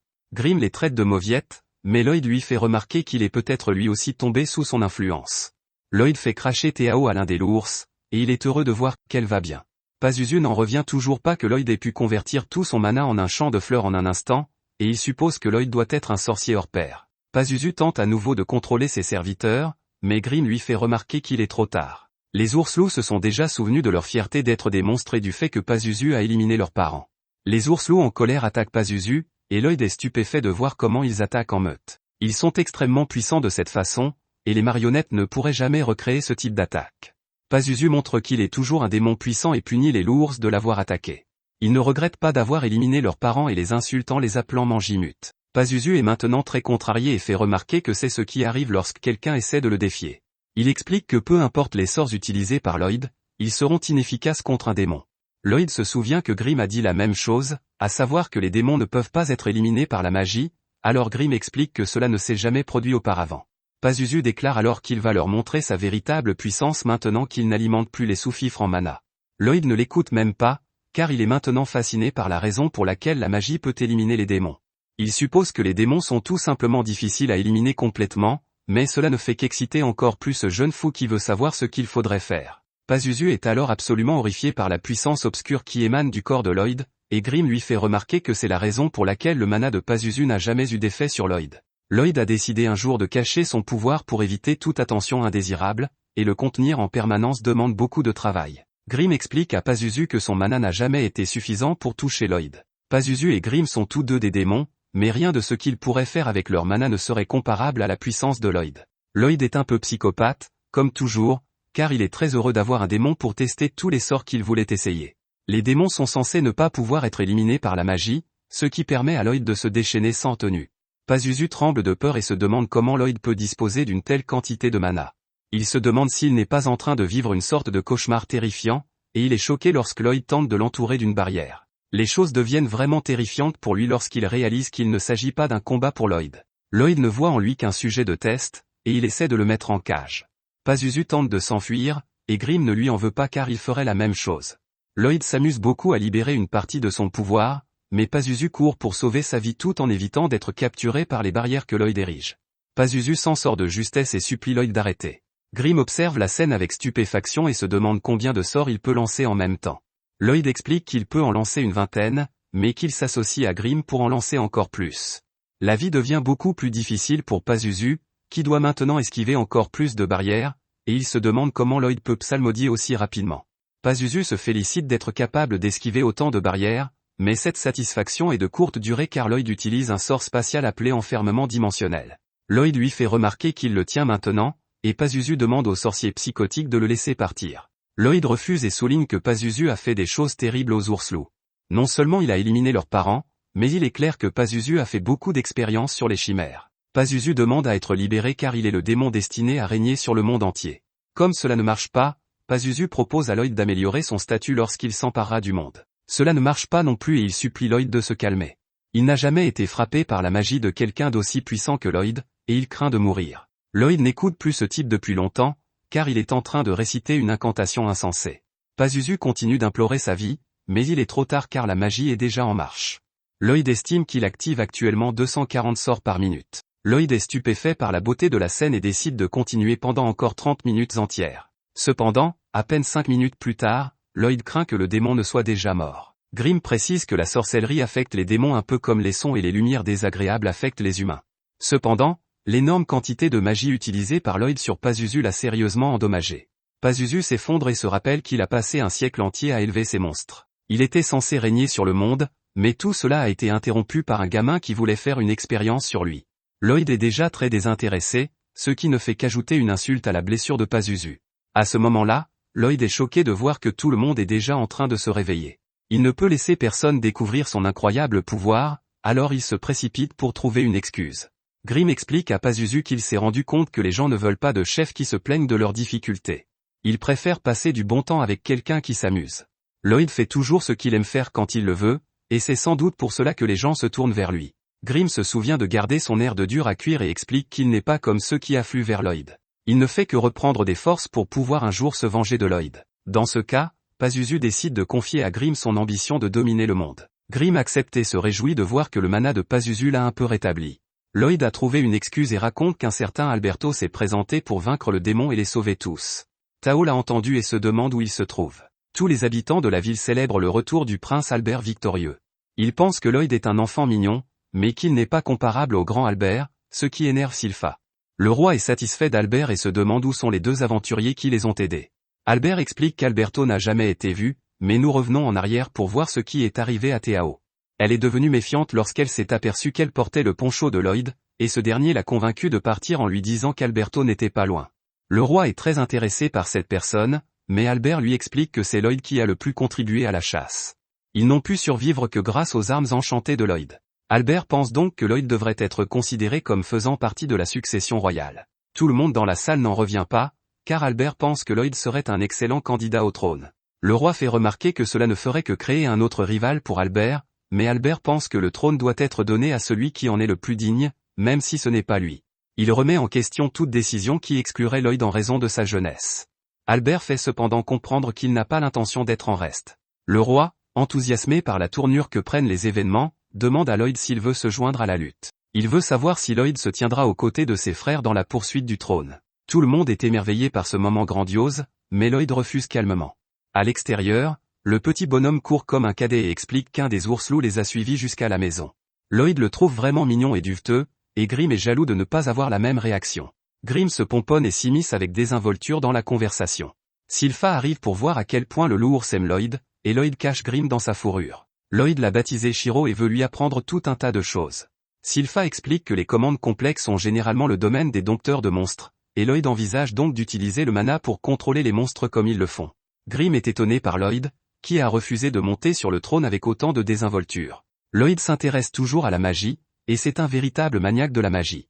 Le roi observe la scène et pense que Lloyd a rejeté l'offre parce qu'il est si modeste. Albert ne pense pas que ce soit la raison, car il estime que la royauté est tout simplement un rôle trop mineur pour Lloyd. Le roi accepte et est impatient de voir ce que l'avenir réserve à Lloyd. Plus tard, nous découvrons que Lloyd a appris à son loup des ordres simples. Shiro les apprend facilement, mais les ordres complexes sont plus difficiles. Lloyd a essayé d'écrire un sort de commandement dans son mana, mais cela n'a fait qu'embrouiller le pauvre animal. Il décide de parler à un expert en monstres et part voir la princesse Aliès dans sa tour de jardin.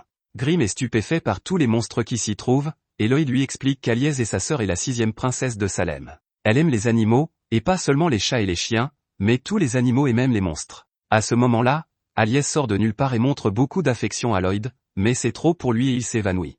Aliès se fait gronder par sa servante, Bélier, mais elle explique qu'elle ne peut pas s'en empêcher. Lloyd est impressionné par le fait qu'Aliès puisse dire que Shiro est un loup terrible, mais elle semble un peu folle, et Sylpha commence à douter qu'elle soit capable de les aider.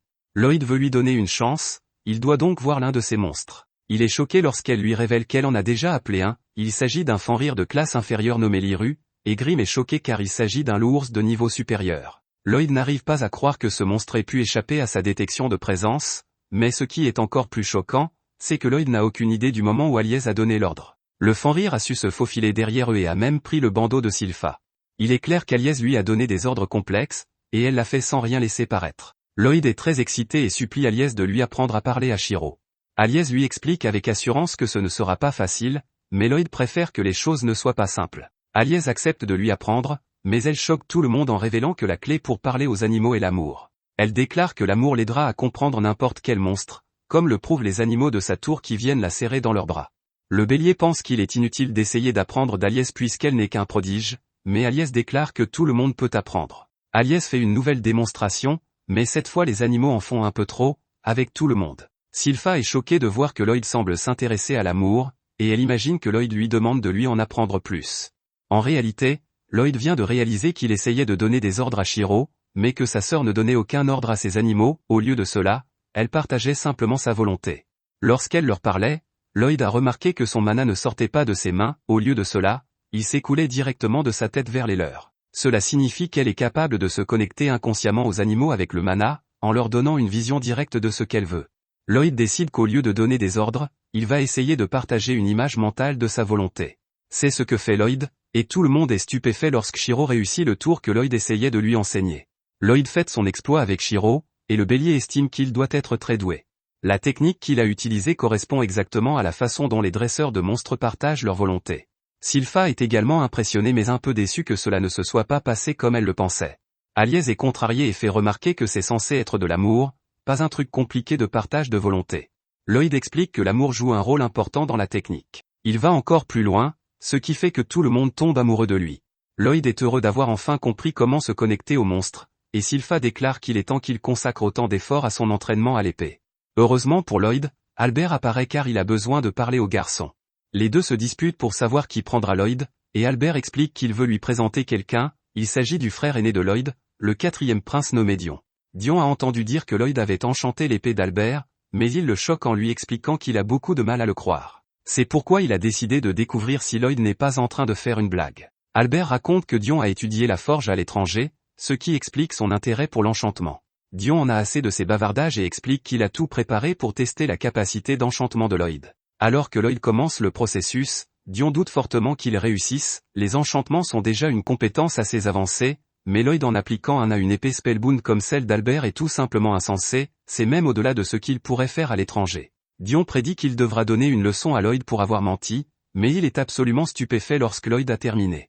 Albert ne blâme pas Dion pour sa réaction, car même un amateur peut dire que la technique de Lloyd est tout à fait unique. Dion reste sans voix et se demande quel genre de gravure de sort Lloyd a bien pu créer, elle a une résistance et une élasticité renforcées, elle est auto-nettoyante et même auto-réparable. Le scepticisme de Dion se transforme immédiatement en excitation lorsqu'il réalise que Lloyd pourrait être en mesure de l'aider à réaliser son plus grand rêve, créer l'épée spellbound ultime. Les armes enchantées de la manière habituelle ne peuvent pas être comparées à ce qu'il a en tête. Dion veut qu'il grave le sort sur l'arme pendant qu'il forge l'acier, cela leur permettra d'appliquer une magie plus avancée que ce qui est normalement possible, ils pourront créer une super arme qui n'est possible que si un enchanteur et un forgeron travaillent ensemble. Dion révèle qu'il a toujours été très attiré par la sorcellerie dans son enfance, mais que cela n'a pas marché parce qu'il n'avait aucun talent pour cela. Cependant, les épées spellbound sont géniales parce que n'importe qui peut en brandir une, et elles peuvent faire des choses magiques cool. Son but est de transformer leur pays en un pays où tout le monde peut utiliser la magie en brandissant des épées spellbound.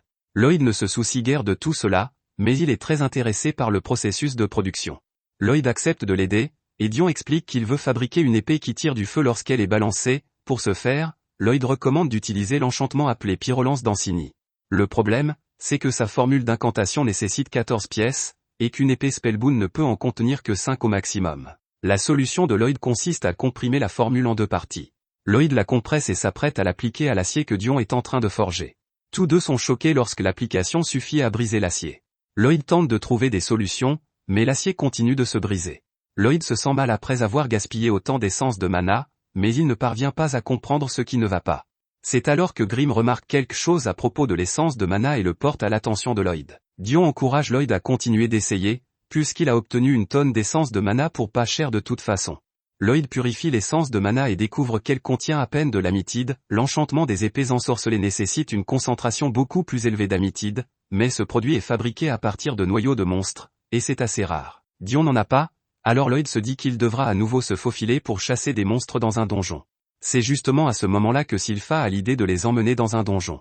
Lloyd fait remarquer qu'un prince comme lui n'y est pas autorisé, mais Sylpha explique que le roi a changé d'avis après l'incident de la chasse aux monstres. Il pense maintenant que Lloyd devrait élargir ses horizons en découvrant le vaste monde. Pour commencer ce voyage, ils se rendent à la guilde des aventuriers afin que Lloyd puisse s'inscrire en tant qu'aventurier. Katharina, la réceptionniste, demande à Lloyd de remplir quelques papiers avant de toucher une boule de cristal qui mesurera sa force et déterminera son rang d'aventurier. Lloyd connaît bien les boules de cristal qui servent à mesurer les capacités, puisqu'il en a utilisé une lorsqu'il régnait sur l'académie de magie dans sa vie antérieure, mais les circonstances sont bien différentes. Lloyd est persuadé que la boule explosera s'il utilise toute sa puissance, ce qui attirerait trop l'attention. Pour éviter cela, Lloyd se concentre sur la suppression de son mana, encore plus qu'il n'est utile, il le réduit au niveau d'une puce. Lorsqu'il finit par toucher la boule de cristal, on se moque de lui parce qu'il a reçu une note globale de « Katharina ne rit pas pour autant », car elle est choquée de voir que la note magique de Lloyd est de A, c'est comparable à celle d'un sorcier expérimenté, ce qui déçoit Lloyd puisqu'il pensait avoir réduit sa mana à 1%. Katarina déclare alors que Lloyd est le nouvel aventurier le plus prometteur depuis celui qu'on appelle le Bladeur d'argent. Les autres aventuriers sont furieux de l'entendre comparer les deux, le légendaire Silver Bladé a traversé d'innombrables donjons comme un démon avant de disparaître soudainement. Ils pensent qu'une légende comme elle ne devrait jamais être mentionnée dans le même souffle qu'un moins que rien. Sylpha explique qu'ils veulent une quête de donjon, mais qu'il faut au moins un aventurier de rang B pour y participer. Sylpha décide de se réinscrire, mais l'un des gars pense qu'elle devrait l'accompagner. Après que Sylpha lui ait donné une leçon, Katarina lui dit qu'il s'est trompé de personne, car Sylpha étant fait le légendaire Silver Bladé, elle explique que se réinscrire implique une rétrogradation de 2 niveaux au rang C, et que cela ne fonctionnera donc pas. C'est à ce moment-là que Tao arrive, prêt à aider. Sylpha ne la reconnaît même pas et déclare qu'ils vont rentrer chez eux. Tao insiste pour l'aider et explique qu'elle est allée de donjon en donjon à la recherche d'Alberto, en visitant tous les donjons, elle est devenue assez forte pour être classée A. Tao propose son aide en échange d'un rendez-vous avec Albert. Katarina recommande une quête de donjon pendant que Sylpha récupère la cape de Lloyd. Lloyd est étonné par le passé légendaire de Sylpha, qui lui explique qu'il remonte à son plus jeune âge, elle se souvient surtout de sa tentative ratée d'éliminer des ennemis mortels, appelée la Guilde des Assassins. Le trio traverse ensuite un donjon et trouve un coffre. De retour à la forge, Albert va voir Dion. Dion explique qu'il faudra encore quelques jours à Lloyd pour apporter les matériaux dont ils ont besoin, mais Albert semble préoccupé par le temps que cela prendra, cela fait comprendre à Dion qu'une guerre approche, et il dit donc à Albert d'attendre encore un peu, une fois que Lloyd sera de retour, ils pourront produire en masse des épées Spellbound à utiliser dans la bataille. Albert explique qu'il ne devrait pas s'inquiéter de se battre puisqu'il les a simplement réunis pour qu'ils puissent à nouveau s'entendre comme des frères. Albert espère qu'un jour leurs armes aideront à protéger le royaume, et il les encourage à continuer à essayer. À ce moment-là, Dion explique qu'il doit venir rapidement car Lloyd est revenu avec le noyau du monstre. Pendant qu'il fabrique l'épée, Dion se rend compte que Lloyd est un enfant extraordinaire. Albert en est déjà conscient, car il pense qu'il n'y a rien que le gamin ne puisse faire, cela se vérifie encore plus lorsque Dion teste l'épée Spellbound qu'ils ont fabriquée, et qu'elle provoque une destruction massive par la magie de Dion. Lloyd se rend compte qu'il est peut-être allé un peu trop loin avec l'épée, et qu'il devra donc l'atténuer à l'avenir. L'épée produite par les frères est alors nommée Daylor. Cette nuit-là, Lloyd prend un peu de repos bien mérité, il se rend compte qu'Albert a été très occupé, et il se demande si quelque chose d'important se prépare. À ce moment-là, Lloyd sent quelque chose dans le jardin, c'est une sensation très étrange, comme s'il y avait un trou dans l'espace. Shiro est très perspicace, mais il n'a rien remarqué non plus. Lloyd se demande ce que cela peut être, et nous voyons une personne mystérieuse à l'extérieur. À ce moment-là, la jeune fille qui se trouve à l'extérieur est choquée de voir Lloyd apparaître instantanément devant elle. Lloyd étant étrangement calme, elle tente de s'échapper, mais se rend compte qu'elle est prise au piège. Lloyd lui explique qu'il veut simplement discuter avec elle, bien qu'elle soit une intruse. La jeune fille utilise un pouvoir étrange et s'excuse, car elle ne voulait pas avoir à l'utiliser contre un enfant. Lloyd détecte rapidement qu'il s'agit d'un poison, mais il est choqué de voir que sa magie de purification ne fonctionne pas. La jeune fille s'excuse à nouveau et révèle que rien ne peut purifier son poison. Lloyd réfléchit au fait que la purification peut traiter tous les poisons connus, donc ce qu'elle utilise doit être une toxine inconnue. Le plus incroyable, c'est qu'elle transmute la nature de son poison avec du mana. Il existe de rares individus qui naissent avec un type spécial de mana. Ceux qui ont des capacités particulièrement menaçantes sont craints et connus sous le nom de Blighted. La jeune fille confirme qu'il s'agit bien de Ren, la mythe empoisonnée. Lloyd est choqué lorsque Ren brise sa barrière, et il réalise qu'elle a dû l'affaiblir avec son poison. Ren lui assure qu'il s'en sortira, puisqu'il n'a pas absorbé autant de poison, mais qu'il souffrira pendant quelques jours. Ren lui dit au revoir en partant, et Lloyd est étonné de voir à quel point elle a bien caché sa présence. Grimm arrive pour lui faire remarquer que ce n'est pas le moment d'être impressionné, mais Lloyd explique qu'il va bien car il se soigne en permanence. Grimm se demande pourquoi il n'a pas arrêté la fille, et Lloyd lui explique qu'il préférait la laisser le guider jusqu'à leur cachette. Grimm n'a aucune idée de qui ils sont, alors Lloyd révèle que Sylpha lui a parlé de la Guilde des Assassins, et il est presque sûr que Ren est l'un d'entre eux. Il s'agit d'un groupe de 6 assassins dont la tête est mise à prix. Mais ce qui réjouit le plus Lloyd, c'est que chacun d'entre eux possède des capacités particulières. Lloyd suit ses déplacements, et Grimm n'arrive pas à croire qu'il est capable de détecter cette fille indétectable. Lloyd explique que sa présence est comme une déchirure dans l'espace, et qu'il est donc facile de la suivre quand on sait cela. Lloyd poursuit Ren, et Sylpha arrive en retard à la fête. Ailleurs, Ren est réprimandée pour ne pas avoir éliminé la personne qui l'a trouvée. Ren révèle qu'elle a obtenu quelques informations. Elle a découvert qu'ils produisent en masse des épées Spellbound, et qu'ils doivent donc se préparer à la guerre, mais cela ne fait qu'énerver l'un des assassins. Il dit à Ren d'arrêter d'agir comme leur chef, Jade, puisqu'il est parti depuis longtemps. Ren affirme que Jade reviendra, mais on leur dit d'arrêter de se disputer car ils sont surveillés. Lloyd se révèle, mais Ren est choqué car il devrait encore être empoisonné. Les assassins ont entendu dire que Lloyd fait semblant d'être banal, mais qu'il est en réalité très puissant. Mais tout cela n'a pas d'importance, car Lloyd les a trouvés, et il ne peut donc pas partir. Le jeune fou l'entend et décide d'abaisser sa barrière, ce qui amène Grimm à se demander jusqu'à quel point il peut être fou. Lloyd explique qu'il affronte des adversaires aux capacités uniques, et qu'il serait dommage qu'il ne puisse pas les goûter. Lloyd utilise sa capacité trace pour imiter la technique de combat de Tao et demande aux assassins d'en découdre. Il se bat contre le premier adversaire, qui est impressionné par ses connaissances en arts martiaux. Lloyd voit que ce type est très souple, et l'assassin révèle qu'il peut même tordre tout son corps pour passer dans les espaces les plus minuscules. C'est comme un rongeur, et c'est donc le fléau de la distorsion connu sous le nom de Babylone, le rat géant. Lloyd est impressionné par le corps unique de ce type, mais il n'a pas le temps d'admirer car quelqu'un se faufile derrière lui. Le type prononce le mot oculé et Lloyd est stupéfait de voir son corps devenir très lourd. Le nom du type est Crow, le rapace sombre, et le mana contenu dans ces mots fait de lui le maudit Blighted. Le grand type attaque ensuite, mais Crow est le seul à être choqué, car Lloyd utilise sa force brute pour vaincre sa malédiction. Lloyd se fait prendre au piège, et le grand type se présente alors comme Galilea, l'araignée. C'est lui qui est responsable de la malédiction de la toile, car il peut transmuter le mana autour de son corps en une substance gluante. Lloyd parvient à se libérer et admire leur capacité, aussi unique que les rumeurs le disent. Il est ensuite attaqué par une fille, mais Lloyd esquive facilement ses attaques. C'est alors que cette folle se plante dans la jambe et que Lloyd est blessé à la jambe. La fille révèle qu'elle est Talia, la centaine de douleurs, et qu'elle est capable de partager les dégâts avec n'importe qui. Elle est le fléau de la douleur, et Lloyd ne peut que se demander comment fonctionne sa capacité. Les présentations sont terminées et Talia est heureuse de voir qu'elle a pu apprendre à Lloyd ce qu'elle a peur. Elle est cependant choquée lorsque Lloyd lui révèle qu'il n'a pas peur. Ce qui est encore plus surprenant, c'est que Lloyd a pu guérir instantanément leurs 2 coups de couteau, même s'ils les ont transpercés de part en part. Ce gamin montre vraiment à quel point il est fou lorsqu'il commence à se demander ce qui se passera s'il blesse Talia. Comme il l'a guéri lui-même, il se demande si les blessures qu'il lui inflige ne lui seront pas renvoyées. Lloyd utilise la magie d'amélioration pour fabriquer des lames à partir de tissus déchirés et utilise le chaos pour imiter la technique de combat de Sylpha.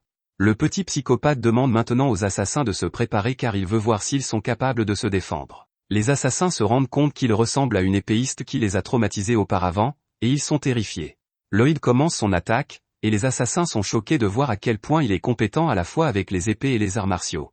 Ils ont d'autant plus de mal à le croire qu'ils avaient entendu dire que Lloyd n'était qu'un prodige de la magie.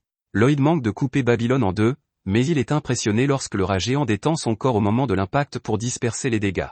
Les autres assassins tentent de faire équipe contre Lloyd, mais ils finissent par se blesser les uns les autres. Lloyd lance une attaque sur Babylone, si rapide que Babylone ne peut pas dire le mot stop pour forcer Lloyd à s'arrêter.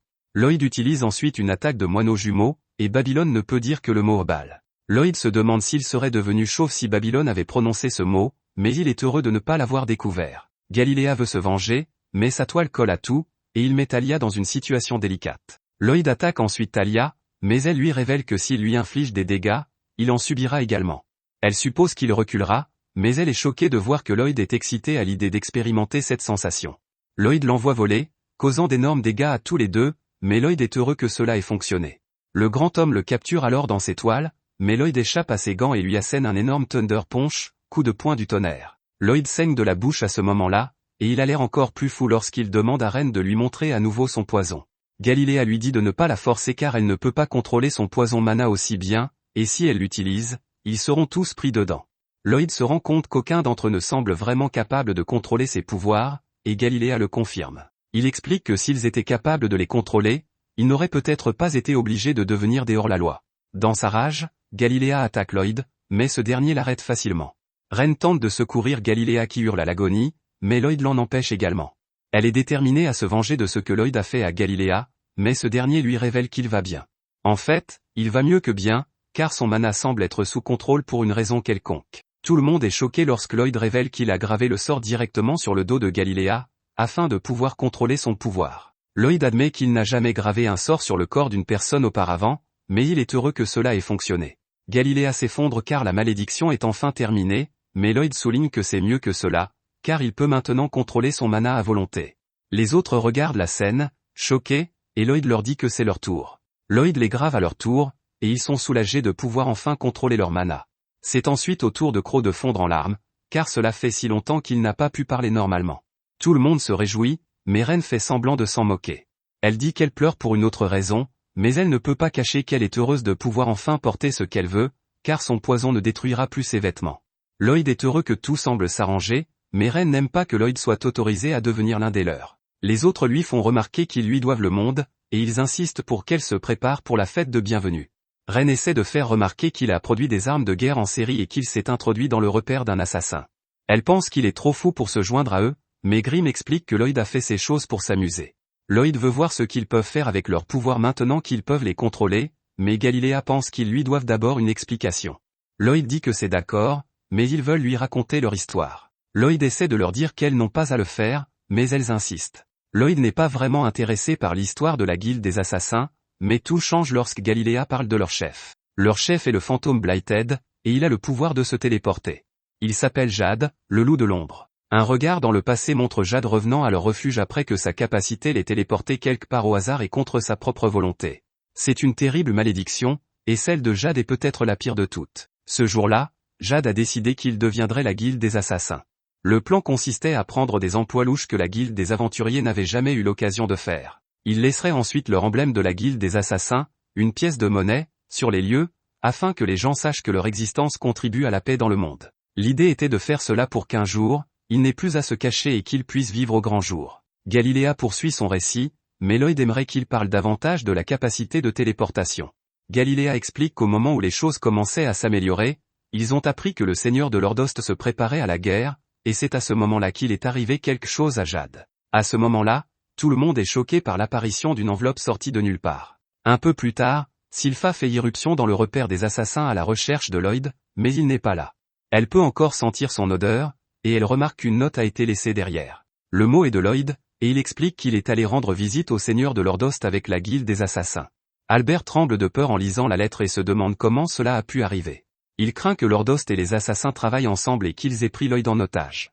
Dion le calme et Albert convient que la guerre avec Lordost n'est pas la solution. La guerre ne devrait être que la dernière option, et Albert s'engage à rechercher une solution pacifique jusqu'au bout. À ce moment-là, Sylpha révèle qu'elle a trouvé les vêtements de Lloyd dans le repère des assassins. Ils craignent le pire, et Albert oublie complètement tout ce qu'il vient de dire, et tous deux conviennent instantanément que la guerre est la seule option. Ailleurs, nous voyons que Lloyd n'est pas du tout un otage, et qu'il est en fait celui qui mène la charge. Nous apprenons alors que la lettre qui est apparue est de Jade. Il explique qu'il a renversé les dirigeants de Lordest, qui se préparaient à la guerre, et qu'il en est désormais le seigneur. Jade a enfin atteint son objectif et il invite les autres membres de la guilde des assassins au manoir du seigneur pour fêter l'événement. Il voulait qu'ils vivent à nouveau tous ensemble, et tous les assassins se sont donc réjouis que Jade tienne sa promesse. Galilea remercia Lloyd de les avoir aidés, et il promit qu'il lui rendrait l'appareil un jour. Ren avait cependant une requête à faire à Lloyd, et lui demanda s'il pouvait venir avec eux pour qu'ils puissent imprimer le sort sur Jade. Lloyd n'a pas hésité à les aider, mais il leur a révélé quelque chose de suspect. Il leur fait remarquer que la lettre a été téléportée à l'endroit exact où ils se trouvaient. Ce genre de déplacement est l'un des sujets magiques les plus complexes et que personne n'a encore élucidé. Ce n'est pas le genre de choses que l'on peut faire par accident. Les autres réalisent que cela signifie que Jade a menti sur son incapacité à contrôler son pouvoir, et ils commencent à se demander s'ils peuvent vraiment faire confiance à ce qu'il a dit dans la lettre. Ils se demandent s'il n'essaie pas de les piéger, mais Ren garde une attitude positive et veut croire que Jade a simplement appris à contrôler son pouvoir. Quoi qu'il en soit, Lloyd pense qu'il n'aura pas besoin de les accompagner, ce qui déçoit Ren. Cependant, elle est choquée lorsque Lloyd annonce qu'il ira quand même parce que son intérêt pour la téléportation l'exige. Ren commence à avoir des doutes sur Jade, mais Lloyd lui assure qu'il s'occupera de tous les problèmes. Lloyd leur dit de le suivre, et Galilea est bouleversée par la gentillesse de Lloyd, qui ne connaît pas de limite. Après avoir parcouru une longue distance, le groupe doit s'arrêter un moment car le voyage est éprouvant pour les assassins. Lloyd fait remarquer qu'ils ne volent que depuis 10 minutes, mais qu'ils n'y sont pas habitués. Le vol de Lloyd est si stressant pour eux que Babylon s'est même penché en arrière au point d'être coincé. Lloyd accepte de faire une pause, et Ren se précipite pour trouver de la nourriture pour tout le monde. Ren a grandi dans les bois, et Babylon voit bien qu'elle essaie de se faire valoir auprès de Lloyd. Il lui révèle que lorsque Ren était très jeune, son poison a mis fin à la vie de ses parents. Elle vivait seule dans la forêt et c'est Jade qui lui a tendu la main. Nous découvrons ensuite le moment où Jade a amené Ren dans leur cachette pour la première fois. Les autres étaient terrifiés par son comportement sauvage parce qu'elle leur grognait dessus, mais Jade leur a dit que tout irait bien. Il leur a promis qu'il pourrait lui apprendre à se débrouiller, et Ren a semblé comprendre. Jade l'a enveloppé pour que son poison ne leur fasse pas de mal, mais les autres s'inquiétaient toujours. Le joyeux Jade pensait simplement qu'elle sentait les fleurs, mais il a fini par s'empoisonner. Les autres étaient certains que Ren ne pouvait pas être en contact avec d'autres personnes, mais Jade a juré de vivre avec Ren quoi qu'il arrive. En la tenant au-dessus de sa tête, Jade demanda aux autres de l'aider à l'élever. Talia accepta de lui confectionner des vêtements et Galilea déclara qu'il serait son professeur. Même Babylone s'est impliquée en essayant de préparer des aliments capables de neutraliser le poison, et Ren a pleuré en se sentant touché par leurs gestes. Jade trouva un sort pour supprimer son poison, et ils l'appliquèrent à ses nouveaux vêtements pour que Ren puisse officiellement se joindre à eux. Ren a été submergée par l'émotion, et depuis, Jade est comme un grand frère pour elle. Lloyd admire le sort que Jade a appliqué sur ses vêtements et lui dit qu'il aimerait le rencontrer. Grimm est choqué de voir Lloyd s'intéresser à un autre être humain, ce qui signifie que Jade est très puissante. Un peu plus tard, Ren montre à tout le monde le ragoût qu'elle a préparé, mais il n'est pas très appétissant. Ils veulent que Crow utilise son discours maudit pour améliorer le goût, mais Ren l'arrête avec un coup de poing empoisonné et exige qu'il l'essaie d'abord. Les autres la convainquent que Lloyd n'aimera pas son ragoût parce qu'il est un prince, mais ils sont choqués quand Lloyd commence à l'engloutir. Il s'avère que Lloyd était très fauché dans sa vie antérieure, et qu'il avait donc l'habitude de manger des choses bien pires, et que le ragoût a en fait un très bon goût pour lui. Les autres apprécient beaucoup plus Lloyd pour cela, alors ils suivent son exemple et commencent à manger le ragoût.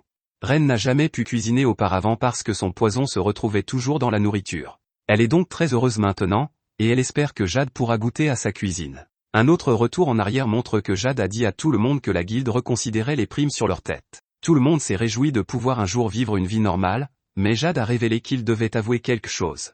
Il leur a d'abord dit qu'il n'était qu'un marginal, mais en réalité, il est le troisième fils du seigneur de Lordost. Lordost est gouverné par sa famille, mais celle-ci est plutôt maléfique. Il prépare la guerre tous les jours, comme une bande d'animaux assoiffés de sang. Jade cherchait un moyen d'arrêter la guerre, c'est pourquoi il a formé un groupe d'assassins. Jade a admis les avoir manipulés et s'est excusé. Jade pensait qu'il leur lâchait une grosse bombe, il a donc été surpris quand ils lui ont dit qu'il savait déjà. Tout le monde est plutôt calme, mais Ren est en état de choc. Tout le monde explique qu'ils ont tous leur propre passé, mais que ce qui compte maintenant, c'est que Jade leur a donné l'espoir d'une vie meilleure. Ils étaient tous enthousiastes à l'idée d'aider Jade à éliminer sa famille maléfique, mais Jade a déclaré qu'il voulait le faire seul. Si la guilde découvrait qu'ils l'ont aidé, il était certain que leur prime monterait en flèche. Jade ne pouvait pas laisser une telle chose se produire, il voulait donc s'en occuper seul. Jade déclare que son corps est maudit, que sa famille est une malédiction et que toute sa vie a été vécue comme une malédiction. Cependant, il se sent béni d'avoir rencontré tous ses amis. Tout le monde commence à pleurer lorsque Jade explique qu'il aimerait vivre avec eux pour le reste de sa vie, mais qu'il ne peut pas. Sa famille va déclencher une guerre un jour, et il ne peut pas rester les bras croisés. La seule demande de Jade est qu'il continue à faire vivre la guilde même s'il ne revient jamais de Lordost. Cependant, s'il parvient à ses fins, il deviendra le souverain de Lordost, et il promet d'en faire un territoire où ils pourront vivre heureux. Mais surtout, cela signifierait qu'ils pourraient tous vivre ensemble. De retour dans le présent, Lloyd s'endort après leur repas. Les assassins le trouvent mignon de s'endormir si facilement, mais Grimm leur fait remarquer qu'il est entouré d'une solide barrière en permanence.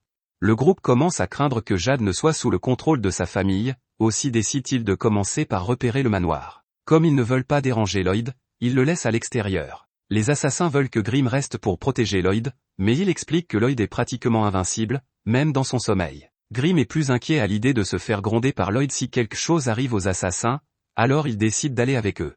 À leur arrivée, ils trouvent une fête plutôt normale, sans aucun signe d'agression, et Grimm pense qu'ils devraient revenir quand ils auront Lloyd avec eux. Ren pense que c'est une excellente idée car elle veut le présenter à Jade. Galilea est d'accord et semble se souvenir que Jade a déjà mentionné son intérêt pour le 7e prince.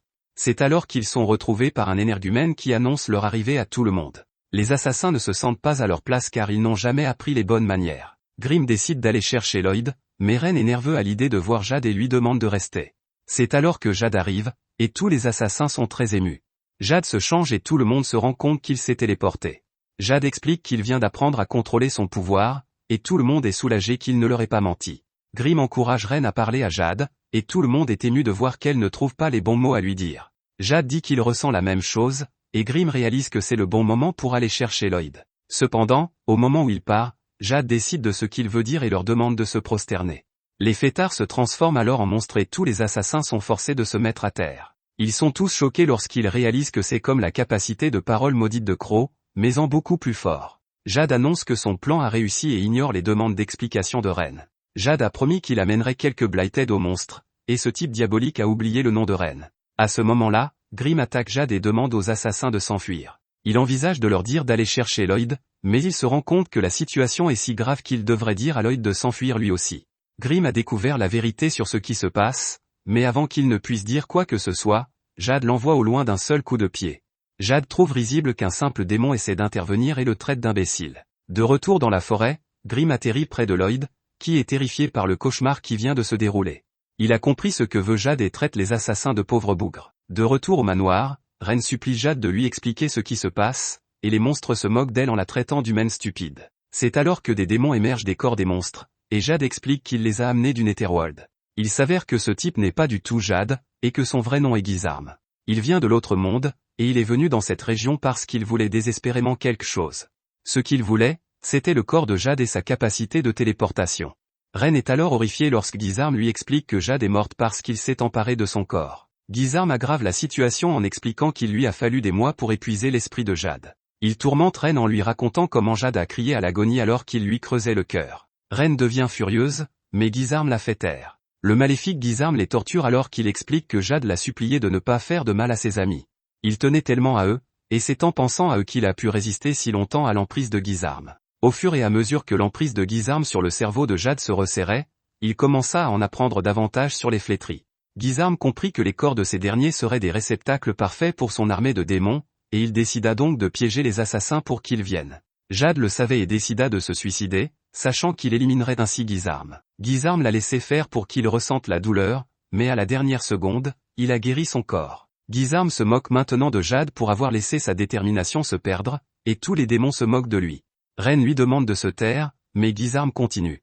Il explique que Jade a essayé de mettre fin à ses jours de plusieurs manières différentes après cela, revivant l'enfer encore et encore. Cela n'a fait qu'accélérer l'érosion de son esprit, qui a fini par quitter ce monde une fois pour toutes. Ren n'en peut plus, mais Gizarm s'en moque et écrase le cadeau que Jade lui a offert. Les démons veulent se dépêcher de prendre possession de leur corps, mais Gizarm leur dit qu'ils doivent être prudents.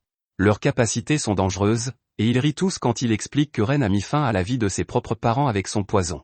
Les autres assassins sont furieux, car ils savent à quel point Ren a souffert, et maintenant ce monstre utilise la voix de Jade pour se moquer d'elle.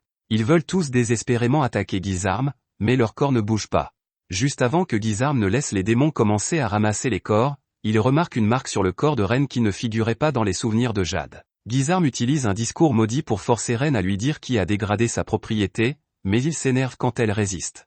Ren ne peut résister qu'en se mordant la lèvre, ce qui la fait saigner, et Gizarm se rend compte qu'elle le fait pour protéger ses camarades. Le monstre rusé la force à avoir une vision avec Jade, et elle lui dit qu'elle peut contrôler son poison grâce à un sort qu'on lui a jeté.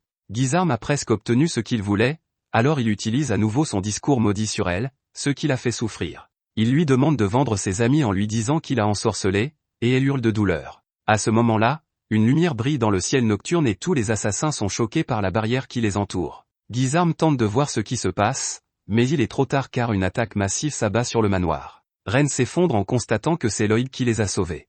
Lloyd répond à la question que Gizarm voulait tant savoir en révélant que c'était lui. Les démons tremblent de peur en regardant le trou géant dans le sol, et Ren sanglote en racontant à Lloyd ce qui est arrivé à Jade. Lloyd la calme en la soignant et lui explique que Grimm lui a déjà tout raconté. Il est clair que Gizarm est à leur trousse, alors Lloyd dit aux assassins de partir et qu'il s'occupera de tout. Ren s'énerve lorsque Galiléa les oblige à s'enfuir, mais il fait remarquer qu'il y a des démons partout. Ce qui est encore plus terrifiant, c'est que Gizarm est un monstre qui dépasse l'entendement. Tous les monstres cherchent désespérément Gizarm dans le trou, mais ils craignent qu'il ne soit plus en vie. C'est alors que Gizarm réapparaît, envoyant un monstre dans la lave, et il terrifie les monstres restants en se demandant ce qu'ils font là. Il leur rappelle que les assassins sont des experts en dissimulation et qu'ils risquent de ne jamais les retrouver s'ils s'enfuient. Gizarm ordonne aux monstres de les poursuivre et les menace de mettre fin à leur jour s'ils ne les capturent pas. Les monstres s'en prennent aux assassins, mais Lloyd déclare qu'il ne les laissera pas partir et utilise une nouvelle attaque d'une puissance inouïe. Elle illumine toute la zone et les assassins peuvent voir que c'est l'œuvre de Lloyd. Les démons traitent Lloyd de maniaque, et Gizarm utilise son discours maudit en disant « Meurs », et une attaque est lancée sur Lloyd. Lloyd est choqué de voir l'attaque passer à travers sa barrière, et ce jeune fou envisage même de la laisser le frapper pour voir ce qui se passe. Grimm lui conseille d'esquiver l'attaque, ce que Lloyd fait et finit par toucher un démon. Lloyd analyse l'attaque et constate qu'elle élimine instantanément l'objet touché par un arrêt cardiaque. Grimm supplie Lloyd de s'enfuir et lui fait remarquer que Gizarm est capable d'utiliser son mana pour créer les attaques sans avoir à lancer de sorts. C'est comme le discours maudit de Crow, mais c'est beaucoup plus efficace. C'est parce que l'attaque est créée à partir de mana qu'elle peut franchir la barrière de Lloyd. Lloyd pourrait dominer le mana de quelqu'un qui serait comme Pazuzu, mais l'attaque de Gizarm pourrait bien lui transpercer le cœur. Grimm explique que les démons sont répartis en classes de 1 à 10. Les sbires de Gizarm sont dans la 10e classe, c'est pourquoi la magie fonctionne contre eux. Pazuzu était dans la 8e classe, et Grimm dans la 3e. Lloyd suppose que Gizarm est dans la première classe, mais Grimm révèle qu'il est bien pire. Gizarm est ce qu'on appelle la royauté d'un autre monde, un seigneur démon contre lequel 100 démons de première classe n'auraient aucune chance. Ce sont de véritables catastrophes vivantes à l'échelle d'une catastrophe naturelle. Grimm craint que même Lloyd ne soit pas à la hauteur cette fois-ci, mais il est choqué de voir Lloyd s'approcher de lui. Gizarm dit qu'il sait que Lloyd est le 7e prince grâce au souvenir de Jade, et il explique que Jade voulait rencontrer Lloyd. Lloyd est contrarié que Gizarm ait gâché cette possibilité, mais Gizarm lui fait remarquer que Lloyd a gâché sa fête en faisant un trou géant dans le sol. Grimm est terrifié car Lloyd se prépare manifestement à se battre, et Lloyd dit qu'il n'aime pas que Gizarm s'en prenne à la guilde des assassins. Gizarm se prépare lui aussi au combat, et les deux hommes disent qu'ils cherchent juste à se divertir. Grimm tente une nouvelle fois de convaincre Lloyd de s'enfuir parce que les chances sont trop mauvaises. Lloyd se rend compte qu'il ne pourra pas détruire Gizarm aussi facilement qu'il l'a fait avec les démons au sol, mais Grimm n'arrive pas à croire qu'il ait dit que c'était facile. Même les démons de 10e classe sont forts, et ils ont une résistance naturelle à la sorcellerie. Gizarm est d'un tout autre niveau, et le mana à haute pression ne serait que de 12 vagues pour lui. À ce moment, Gizarm envoie une attaque à Lloyd, et Grimm est stupéfait de voir qu'elle a presque traversé la solide barrière de Lloyd. Le plus terrifiant, c'est que Gizarm traverse plusieurs couches avec de maigres bouts de mana. Gizarm est intrigué par la barrière de Lloyd, il crée donc de plus grandes lances de mana et prévoit de la mettre à l'épreuve. Gizarm lance l'attaque, et Lloyd fait de son mieux pour en esquiver le plus possible. Les lances causent d'énormes dégâts partout, mais Lloyd réussit à éviter les coups. À ce moment-là, Grimm est choqué de voir que Lloyd doit s'arrêter parce que Gizarm s'est téléporté juste devant eux. Gizarm donne un coup de pied dans la barrière, et Grimm est stupéfait qu'il ait pu la briser avec un simple coup de pied. Gizarm combine les lances pour créer une attaque gigantesque, mais Lloyd parvient à la bloquer avec l'une de ses statues géantes. Les assassins n'en croient pas leurs yeux et les démons se rendent compte que leur cible est juste là. Les démons se lancent à la poursuite des assassins et Babylone se précipite pour ouvrir la porte. Ren s'inquiète pour Lloyd, et nous voyons que Grimm est en larmes de peur. Lloyd lui dit de se calmer, car il a besoin de quelque chose. Gizarm s'étonne d'avoir réussi à faire pression sur Lloyd en utilisant sa téléportation, mais Lloyd lui fait remarquer qu'il ne s'agit même pas de sa téléportation. Gizarm dit que Jade n'aurait jamais pu contrôler ce pouvoir, mais lui le peut. Les humains semblent incapables d'utiliser les pouvoirs sans l'aide du sort de Lloyd, mais Gizarm explique que pour les siens, qui sont les maîtres du mana, contrôler les pouvoirs est simple. Il prend en pitié les blidéens qui sont dotés de ces pouvoirs mais qui n'ont pas la sagesse de s'en servir. Gizarm pense qu'il devrait être heureux de se sacrifier car un Blighted n'est entier que lorsqu'il devient le réceptacle d'un démon. Il a l'intention de leur montrer ce que le vrai pouvoir peut faire, et il se demande si Lloyd se défendra, esquivera ou s'enfuira. C'est alors que Lloyd est transpercé en pleine poitrine par la lance de Gizarm, et ce dernier révèle que Lloyd n'a jamais vraiment eu le choix. Il n'y a pas de contre-attaque, et Gizarm envoie plusieurs autres lances à travers Lloyd. Non loin de là, Galiléa rappelle aux autres assassins que Lloyd leur a donné la possibilité de contrôler leur pouvoir. Ils ne peuvent pas y renoncer sans se battre. Galiléa commence donc par piéger les démons qui chargent. Sa toile durcira comme de la pierre en quelques secondes, mais les démons disent que c'est plus que suffisant pour éliminer quelques humains. Crow ne leur en laisse pas l'occasion et les met à terre. Babylone ouvre la porte pour qu'ils puissent s'échapper, mais Galiléa est choquée lorsque les démons se libèrent de sa toile. Ils disent que les assassins ne peuvent pas s'échapper, mais Talia fait entrer tous les démons dans son champ de vision pour pouvoir les attaquer tous en même temps. Talia remercie Lloyd de lui avoir donné la possibilité de contrôler son pouvoir et demande à ses amis de rester hors de sa ligne de mire. Elle n'a pas assez de contrôle pour éviter de blesser les gens, alors elle demande à tout le monde de s'enfuir. Talia va retenir les démons, mais Ren lui fait remarquer qu'elle ne pourra pas s'enfuir après s'être coupé la jambe. Les démons se rendent compte que Talia peut les blesser en se blessant elle-même, mais ils lui disent de ne pas les sous-estimer. Ils se soignent simplement, mais Talia les attaque à nouveau, et ils se rendent compte que son pouvoir est très dangereux. Talia demande à ses amis de repartir et leur promet qu'elle ne laissera pas les démons s'emparer de son corps. Ren refuse de la quitter, mais Galiléa les pousse, elle est Crow, en lieu sûr, et il ferme la porte. Talia dit à Galiléa de partir aussi, mais il lui fait remarquer qu'elle ne pourra pas s'occuper seule de tous les démons. Talia sait à quel point la situation est grave, et elle est choquée de voir que Galiléa sait déjà ce qu'elle comptait faire. Elle va mettre fin à ses jours pour que son pouvoir puisse éliminer tous les démons, et Galiléa a décidé de l'accompagner dans sa chute. Les démons sont choqués par son plan et tentent de l'arrêter, mais Galiléa les repousse. Talia s'apprête à mettre fin à ses jours, mais Ren la supplie d'arrêter. Ren sait que Jade ne reviendra jamais, mais elle lui fait remarquer qu'ils peuvent contrôler leurs capacités maintenant, et qu'ils sont tous si près de pouvoir vivre à l'air libre. Talia sait ce qu'elle doit faire et dit au démon de ne pas sous-estimer ce que la guilde des assassins fera pour les autres. Ren appelle ses deux amis, mais il est trop tard car Talia met son plan à exécution. De retour avec Lloyd, Guisarme célèbre sa victoire. Il se moque des Blidéens qui rêvent de vivre à l'air libre et regrette qu'il n'ait pas pu s'amuser plus longtemps. Guisarme se prépare à mettre fin à la vie de tous les autres, mais il est choqué lorsque le corps de Lloyd se désagrège. C'est alors que le vrai Lloyd surgit de nulle part et que Guisarme doit esquiver son attaque. Lloyd utilisait un leurre, et Guisarme est heureux de voir qu'ils ne font que commencer. Guisarme est cependant surpris lorsque Lloyd lui demande s'ils peuvent déplacer leur combat. C'est alors que l'on apprend que le sacrifice de Talia a été arrêté juste à temps par une tonne de flèches enflammées qui s'abattent sur les démons. Personne n'a la moindre idée de ce qui se passe, mais Albert franchit la porte et révèle qu'il a apporté de l'aide. Ren est soulagé de voir le second prince, et Albert ordonne à son corps d'épée magique d'aller de l'avant pour sauver son frère. Un retour en arrière montre Sylpha en train de s'entraîner. Elle frappe une natte de paille sur un poteau qui a été compressé autant que possible avec de la magie, mais quelque chose la préoccupe. Lorsqu'elle utilise sa vraie force, l'épée finit par se tordre. À ce rythme, elle ne pourra plus utiliser toute sa force au combat car les épées ne pourront pas la supporter. C'est pourquoi Sylpha réprime son véritable pouvoir, mais elle sait qu'elle ne peut pas continuer à le faire si elle veut vaincre des démons comme Pazuzu. De retour au présent, les assassins sont heureux que l'aide soit arrivée, mais ils sont choqués quand Albert déclare qu'ils doivent d'abord s'occuper des assassins. Sylpha exige qu'ils leur disent où se trouve Lloyd et menace de leur couper la tête pour chaque minute de silence. Il commence à expliquer que Lloyd combat le chef des démons en leur nom, mais Babylon rappelle à Ren la promesse qu'ils ont faite à Lloyd. Lloyd était très prudent, il leur a donc dit que dans le cas improbable où il verrait quelqu'un du château, il ne devait rien dire de sa force ou de l'existence de Grimm. Lloyd explique qu'il ne veut pas attirer l'attention et qu'il souhaite se concentrer sur l'étude de la magie. Les assassins ne savent pas quoi dire, mais le temps est écoulé et l'un d'entre eux est sur le point de perdre la tête. Ils disent que Lloyd se bat contre un perdant, mais ce n'est pas une réponse suffisante pour Sylpha, et elle se prépare à éliminer Ren. Albert l'en empêche et les assassins sont persuadés que le gentil prince Albert les croira. Ils sont cependant choqués de voir qu'Albert ne veut pas que Sylpha élimine d'abord un enfant. Albert est furieux qu'ils aient laissé les vêtements de Lloyd derrière eux en guise de menace, et Galiléa ne fait qu'empirer les choses en expliquant mal ce qui s'est réellement passé. C'est alors que Ren arrête tout et déclare qu'elle acceptera n'importe quelle punition.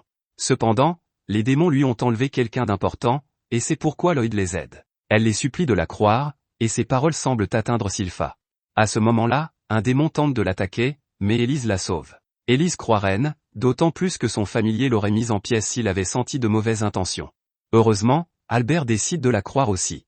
Il s'occupera des démons et envoie Sylpha chercher Lloyd. Ren ne peut pas la laisser voir l'immense capacité de combat de Lloyd, alors elle arrête Sylpha et lui dit que Lloyd se bat contre un faible, et qu'il n'a donc pas besoin d'aide. Sylpha est déterminée à partir, mais tout le monde est choqué lorsque quelque chose détruit le pont. Les démons essaient de les encercler et Albert demande à tout le monde de reculer. Sylpha est furieuse, car elle était si proche de Lloyd. Il s'avère que c'est Lloyd qui est à l'origine de cette destruction. Guisarme tente une attaque sournoise, mais Lloyd l'esquive. Grimm est terrifié et n'a aucune idée de ce qui se passe, car l'épée de Lloyd a quelque chose d'étrange. En bas, Albert et ses hommes commencent à attaquer les démons, Lloyd est heureux de voir qu'ils peuvent se débrouiller seuls, ce qui lui permet de se concentrer sur son combat contre Guisarme. Albert est inquiet car les démons sont résistants à la magie, mais au moins leurs attaques causent un peu de douleur. Dion lance une puissante attaque avec son épée, et les démons peuvent voir qu'il a beaucoup plus de puissance de feu que les autres attaquants. Il est surpris de voir que les démons peuvent encore bouger après son attaque, et il se demande ce qu'Albert a l'intention de faire. Leurs troupes vont épuiser leur mana en utilisant leurs épées ensorcelées à cette distance, et toute la fumée de l'attaque va empêcher les meilleurs combattants de mêlée, Sylpha et Shirou, de s'approcher. À ce moment-là, Albert est choqué lorsqu'il se rend compte que Sylpha n'est pas là. Il s'avère qu'elle a monté Shirou et lui demande de l'emmener à son maître. Les assassins soulignent qu'il serait impossible pour Shirou de traverser, alors Sylpha envisage d'attacher une corde à Shirou pour l'aider. Shirou veut vraiment voir Lloyd, alors il saute quand même, mais il tombe directement dans la rivière. Sylpha envisage de sauter elle-même, mais le démon en forme d'œuf apparaît pour l'attaquer. Sylpha se défend, ce qui impressionne le démon, et les assassins sont choqués car ils ne pouvaient même pas suivre ses mouvements. Le démon révèle qu'il est un démon de 8e classe et qu'il pratique la forme de l'âme démoniaque. Sylpha vient d'apprendre les classes de démons, et elle se demande quel était le rang de Pazuzu. Sylpha décide de partager des nouvelles dévastatrices avec le démon, mais il ne pense pas qu'elle puisse lui dire quoi que ce soit de dévastateur. Il se trompe quand elle lui dit qu'il a du caca sur la tête et qu'il essaie de lui expliquer que c'est juste son chapeau. De retour auprès d'Albert, il se rend compte que les citoyens de Lord-Est ont été enlevés par des démons. Il tente de trouver un moyen de les sauver, mais il est attaqué par un démon.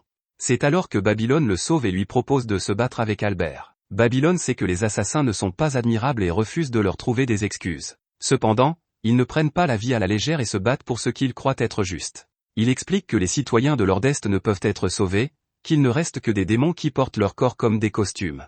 Albert le remercie pour ses conseils et prend une décision sur ce qu'il doit faire. Il prépare une attaque et s'excuse auprès des citoyens d'être arrivés trop tard. Albert termine son incantation et promet de libérer les citoyens.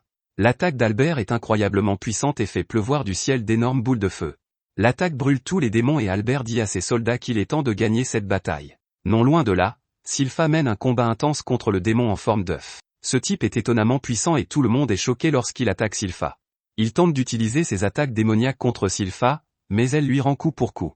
Leur combat cause d'énormes dégâts aux alentours, et ils préparent tous deux de puissantes attaques. Leurs pouvoirs s'entrechoquent et les assassins ne peuvent que se demander qui est cette servante. Sylpha et le démon subissent tous deux des dégâts, mais il prend soin de préciser qu'il ne s'agit même pas d'un combat.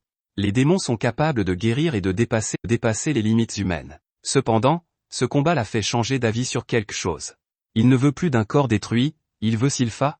Sylpha est choqué lorsqu'il change sa main dominante, et elle esquive de justesse son attaque suivante. Il utilise le style d'épée Lord-Est que le propriétaire de son corps actuel utilisait, et il explique que cette personne était vraiment douée. Ses mains calleuses sont la preuve qu'il a beaucoup travaillé, et ce démon maléfique manque de respect au pauvre homme en disant que tous ses souvenirs et son corps lui appartiennent maintenant. Les humains sont comme des vêtements pour les démons, et il se promet de porter Sylpha bientôt. Il traite tous les humains d'insectes mais doit rapidement se défendre lorsque Sylpha commence à le submerger. Il est choqué qu'elle sache déjà utiliser les formes de l'âme démoniaque, mais elle révèle qu'elle l'a appris en l'observant en ce moment même. Sylpha commence à l'insulter à son tour, et les assassins l'encouragent. Shiro remonte sur le pont, mais la démone est sûre que la bête ne l'aidera pas à gagner le combat. À ce moment-là, Sylpha plonge la main dans la fourrure de Shiro et dit à Lloyd qu'elle va faire bon usage de quelque chose, et elle en sort une épée. Un coup d'œil en arrière montre que Lloyd l'a surprise avec cette épée. Lloyd et Dion l'ont fabriquée, mais il n'y a pas de sort tape à l'œil dessus. Elle a été conçue pour être aussi solide et flexible que possible. Ainsi, elle pourra résister à toute la puissance de Sylpha, et Lloyd est sûr qu'elle sera capable d'abattre un démon avec. Les démons sont des entités psychiques, et ils ne peuvent pas faire grand-chose sans corps physique. C'est pourquoi ils construisent leur propre corps ou possèdent des humains. Si le corps cesse de vivre, le démon fait de même. Lorsqu'un corps est contrôlé par un démon, il devient très puissant et il faut une attaque sérieuse pour l'endommager. Le pire, c'est que même si vous infligez suffisamment de dégâts à un démon, il peut encore se régénérer. C'est pourquoi les démons doivent être terrassés par une seule attaque puissante. Lloyd a révélé qu'il pouvait toujours voir que Sylpha se retenait chaque fois qu'elle donnait un coup d'épée. Il s'est dit qu'elle ne pouvait jamais y aller à fond de peur de détruire son arme. Sylpha est stupéfaite que Lloyd lui ait accordé autant d'attention et elle le remercie pour l'épée. Sylpha décide d'appeler l'épée Demon Ban pour se rappeler de ne plus jamais décevoir Lloyd. Le démon trouve ce nom risible car il est sûr que son destin est déjà scellé. Il explique alors qu'ils ont commencé à préparer la guerre pour inciter Jade à retourner à Lord-Est. Les assassins sont furieux car cela signifie que les démons ont utilisé la haine de Jade pour la guerre pour le piéger. Ren est la plus en colère car elle refuse de laisser les démons faire la guerre, elle attaque donc le démon de l'œuf. Sylpha l'arrête facilement mais assure à Ren qu'elle s'occupera de tout. Elle adopte une position d'attaque redoutable, et le démon décide alors d'utiliser le secret ultime de sa forme de l'âme démoniaque. Les deux attaquent l'un contre l'autre et tout le monde est choqué lorsque Sylpha transperce le démon. Un coup d'œil en arrière montre un Jade très fatigué, et il dit qu'il a enfin pu faire quelque chose. Guizarm suppose qu'il veut dire qu'il a enfin fait la paix avec la fin de sa vie, mais Jade lui dit simplement qu'il ne laissera pas Guizarm s'en sortir avec ce qu'il est en train de faire. Il déclara que Guizarm perdrait, mais il mourut avant d'avoir pu dire qui le vaincrait. Guizarm prit alors le contrôle de son corps et fouilla dans ses souvenirs. Il vit tous les amis de Jade, mais il y avait quelque chose de plus profond que ses amis ne voulaient pas laisser voir à Guizarm. Guizarm savait que Jade était terrifié par la guerre, il a donc dit à l'œuf qu'ils allaient déclencher une grande guerre. De retour dans le présent, Sylpha a vaincu le démon de l'œuf, mais elle s'excuse auprès de l'épéiste qui a été dépouillé de son corps. Sylpha est surprise de voir que les assassins pleurent, et elle fait remarquer qu'ils ne semblent pas faits pour être des assassins. À ce moment-là, de la vapeur s'échappe de la rivière et il fait très chaud. Lloyd ne voit rien à cause de la vapeur et se demande s'il n'a pas pris la mauvaise décision. Il y a quelques instants, Lloyd essaie de trouver un meilleur moyen de contrer les attaques de Guizarm. Ses lances peuvent facilement percer une barrière simple ou double, et si Lloyd est touché par l'une d'entre elles, il est fichu. Heureusement, ce n'est pas un problème tant que Lloyd garde une barrière solide et renforcée en permanence. Le problème, c'est que Guizarm peut utiliser un discours maudit qui peut passer à travers n'importe quelle barrière. Les discours maudits voyagent généralement lentement, mais Guizarm les attache à ses lances ultra rapides. Enfin, l'attaque loup de l'ombre de Guizarm, la plus dangereuse, exige de Lloyd qu'il se déplace toujours à grande vitesse. Si Lloyd ralentit ne serait-ce que quelques secondes, Gizarm prend note de sa position et téléporte une attaque sur lui. Lloyd se dit que Gizarm a tellement d'attaques puissantes qu'il se contente d'attaquer à tout va, et il décide donc de passer à l'attaque. Lloyd doit le faire en moins de 2 secondes pour éviter l'attaque Shadow Wolf. Il y parvient et Gizarm est stupéfait par la magie de Lloyd. Il n'est pas inquiet, car il est sûr de pouvoir survivre facilement à son attaque, mais Gizarm ne veut pas brûler ses vêtements, alors il esquive. Lloyd s'en doutait, et son attaque ne fait que frapper la rivière et répandre de la vapeur partout. Lloyd s'énerve alors parce que Gizarm peut se téléporter n'importe où et qu'il doit constamment utiliser la détection spectrale pour le trouver. Grimm lui rappelle de continuer à avancer, Lloyd s'envole donc, mais il a une idée. Lloyd n'a pas bougé pendant un moment, mais Gizarm n'a pas utilisé Shadow Wolf pour l'attaquer. Lloyd se demande alors comment Gizarm peut détecter où il se trouve. Il se souvient que Gizarm avait peur de laisser les assassins s'enfuir car il ne pourrait pas les retrouver. Lloyd détermine que Gizarm se fie à sa ligne de mire pour cibler sa téléportation, et il se rend compte que la vapeur doit l'aider à se cacher. Grimm s'inquiète lorsque Lloyd cesse de bouger, mais Gizarm n'attaque pas. La vapeur les bloque et Gizarm doit les voir pour attaquer. Lloyd veut s'approcher suffisamment pour porter une attaque avec son épée, mais il est sûr que Gizarm le remarquera s'il s'approche trop près. Quant à Gizarm, il sait qu'il n'a qu'à attendre que Lloyd passe à l'action. Ce moment arrive, mais Lloyd utilise habilement plusieurs leurres. Gizarm n'arrive pas à distinguer le vrai Lloyd et se laisse attaquer. Il détermine que le vrai Lloyd est le seul à utiliser une épée qui n'est pas faite de terre, et Gizarm l'attaque. Gizarm félicite Lloyd d'avoir tenté une attaque physique parce que les attaques magiques ne fonctionnent pas sur lui, mais il explique que les attaques physiques ne le blessent pas non plus. Quels que soient les dégâts infligés par Lloyd, Gizarm peut se régénérer en un instant. Il peut aussi rendre son corps aussi dur que le fer, et il vient de laisser Lloyd le poignarder pour qu'il puisse déterminer lequel est le vrai. Gizarm dit que Lloyd peut être fier de lui dans l'au-delà après l'avoir simplement touché, mais son discours de méchant ne passe pas très bien car les clones de Lloyd n'ont toujours pas disparu. À ce moment-là, Gizarm est choqué de voir que le Lloyd qu'il a attaqué était lui aussi un faux. Cela signifie que Lloyd a donné la véritable épée à un clone pour tromper Gizarm. Gizarm pense que Lloyd doit se cacher dans le ciel, mais il se trompe car le vrai Lloyd l'attaque par derrière. Lloyd pense que son plan fonctionne plutôt bien, mais Gizarm n'est pas d'accord et se régénère. Il téléporte quelques vêtements sur son corps et nous en apprenons un peu plus sur ses capacités. Gizarm peut téléporter des objets sans les voir, mais il doit connaître leur emplacement exact. Lloyd nous explique ensuite que ces clones sont plutôt inutiles, car ils ne sont bons qu'à faire des danses stupides. Il y a de nombreuses façons pour que cela se termine mal pour lui, et son plan est vraiment risqué. Grimm est terrifié et Gizarm décide de prendre l'approche la plus simple et d'attaquer tous les Lloyd. Cette attaque révèle le vrai Lloyd, car Gizarm savait que Lloyd protégerait son vrai corps avec la barrière. Mais comme il s'agit encore d'une astuce, Gizarm continue d'attaquer. Gizarm essaie de comprendre ce que fait Lloyd, et il s'enthousiasme lorsqu'il se rend compte que ce combat est plus excitant que celui contre les légions démoniaques. Il est persuadé que Lloyd doit penser la même chose, et il élimine encore plus de clones. Dans l'ombre, Grimm est terrifié par le plan de Lloyd. Il savait que Gizarm viserait ses clones avec une barrière, alors il a décidé de ne pas s'entourer lui-même d'une barrière. Au lieu de cela, il utilise une compétence obscure pour dissimuler sa présence et fait de son mieux pour éviter d'être touché par les lances.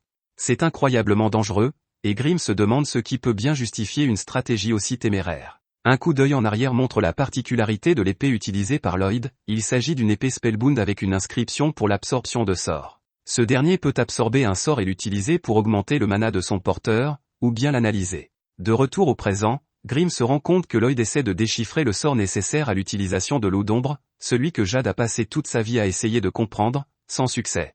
Essayer de le faire au milieu d'un combat aussi dangereux est insensé, et Grimm supplie Lloyd d'abandonner et de s'enfuir. Mais il se rend compte que Lloyd ne s'enfuira pas parce qu'il ne tournera jamais le dos à une magie encore inconnue. Lloyd étant le plus grand maniaque de magie au monde, Grimm reprend confiance et encourage Lloyd à vaincre Gizarm. Lloyd utilise Spelltaker pour analyser le sort, et il cherche Jade à l'intérieur. Il essaie de dire à Jade que tous ses amis l'attendent, mais Lloyd est choqué par ce qu'il voit. Lloyd se révèle à Gizarm, et Gizarm est stupéfait lorsqu'il réalise qu'il ne se protégeait pas avec une barrière à cause de la coupure sur sa joue. Lloyd explique qu'il s'est rendu compte de quelque chose et qu'il a cessé d'utiliser ses clones, et Gizarm suppose que Lloyd s'est rendu compte qu'il ne pouvait pas gagner. Gizarm aimerait savoir pourquoi Lloyd se bat.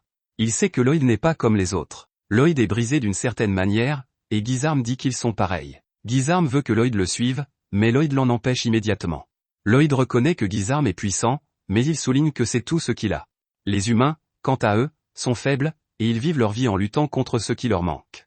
Mais c'est pour cela qu'ils sont capables de construire des choses incroyables. La magie en est le parfait exemple, car elle est née du désir des hommes de contrôler des choses comme le feu et le vol. Tous les sortilèges jamais formulés trouvent leur origine dans leurs rêves. C'est pourquoi la sorcellerie est infiniment intéressante pour Lloyd. Gizarm s'en moque et se prépare à l'éliminer, mais Lloyd le détruit complètement. Gizarm souffre énormément et Lloyd explique qu'il s'agit d'une attaque utilisant des techniques clés. Gizarm n'a aucune idée de ce que c'est, mais il est d'autant plus choqué que Lloyd a anticipé l'endroit où il se téléportait pour porter une attaque. Lloyd dit qu'il en a assez des attaques de Gizarm et lui demande de se dépêcher d'en utiliser de nouvelles. Gizarm est furieux à l'idée qu'un humain puisse donner des ordres à un seigneur démon, mais Lloyd lui rappelle les dernières paroles de Jade. Gizarm n'en pense pas grand-chose, mais Lloyd explique que Jade a dit que Gizarm perdrait. Cela rend Gizarm encore plus furieux, mais Lloyd l'envoie voler. Lloyd se déchaîne, mais Gizarm prend le temps de hurler de douleur pour se rappeler qu'il doit rester calme. Les dégâts infligés par Lloyd lui font très mal, mais il se rappelle qu'il peut se régénérer.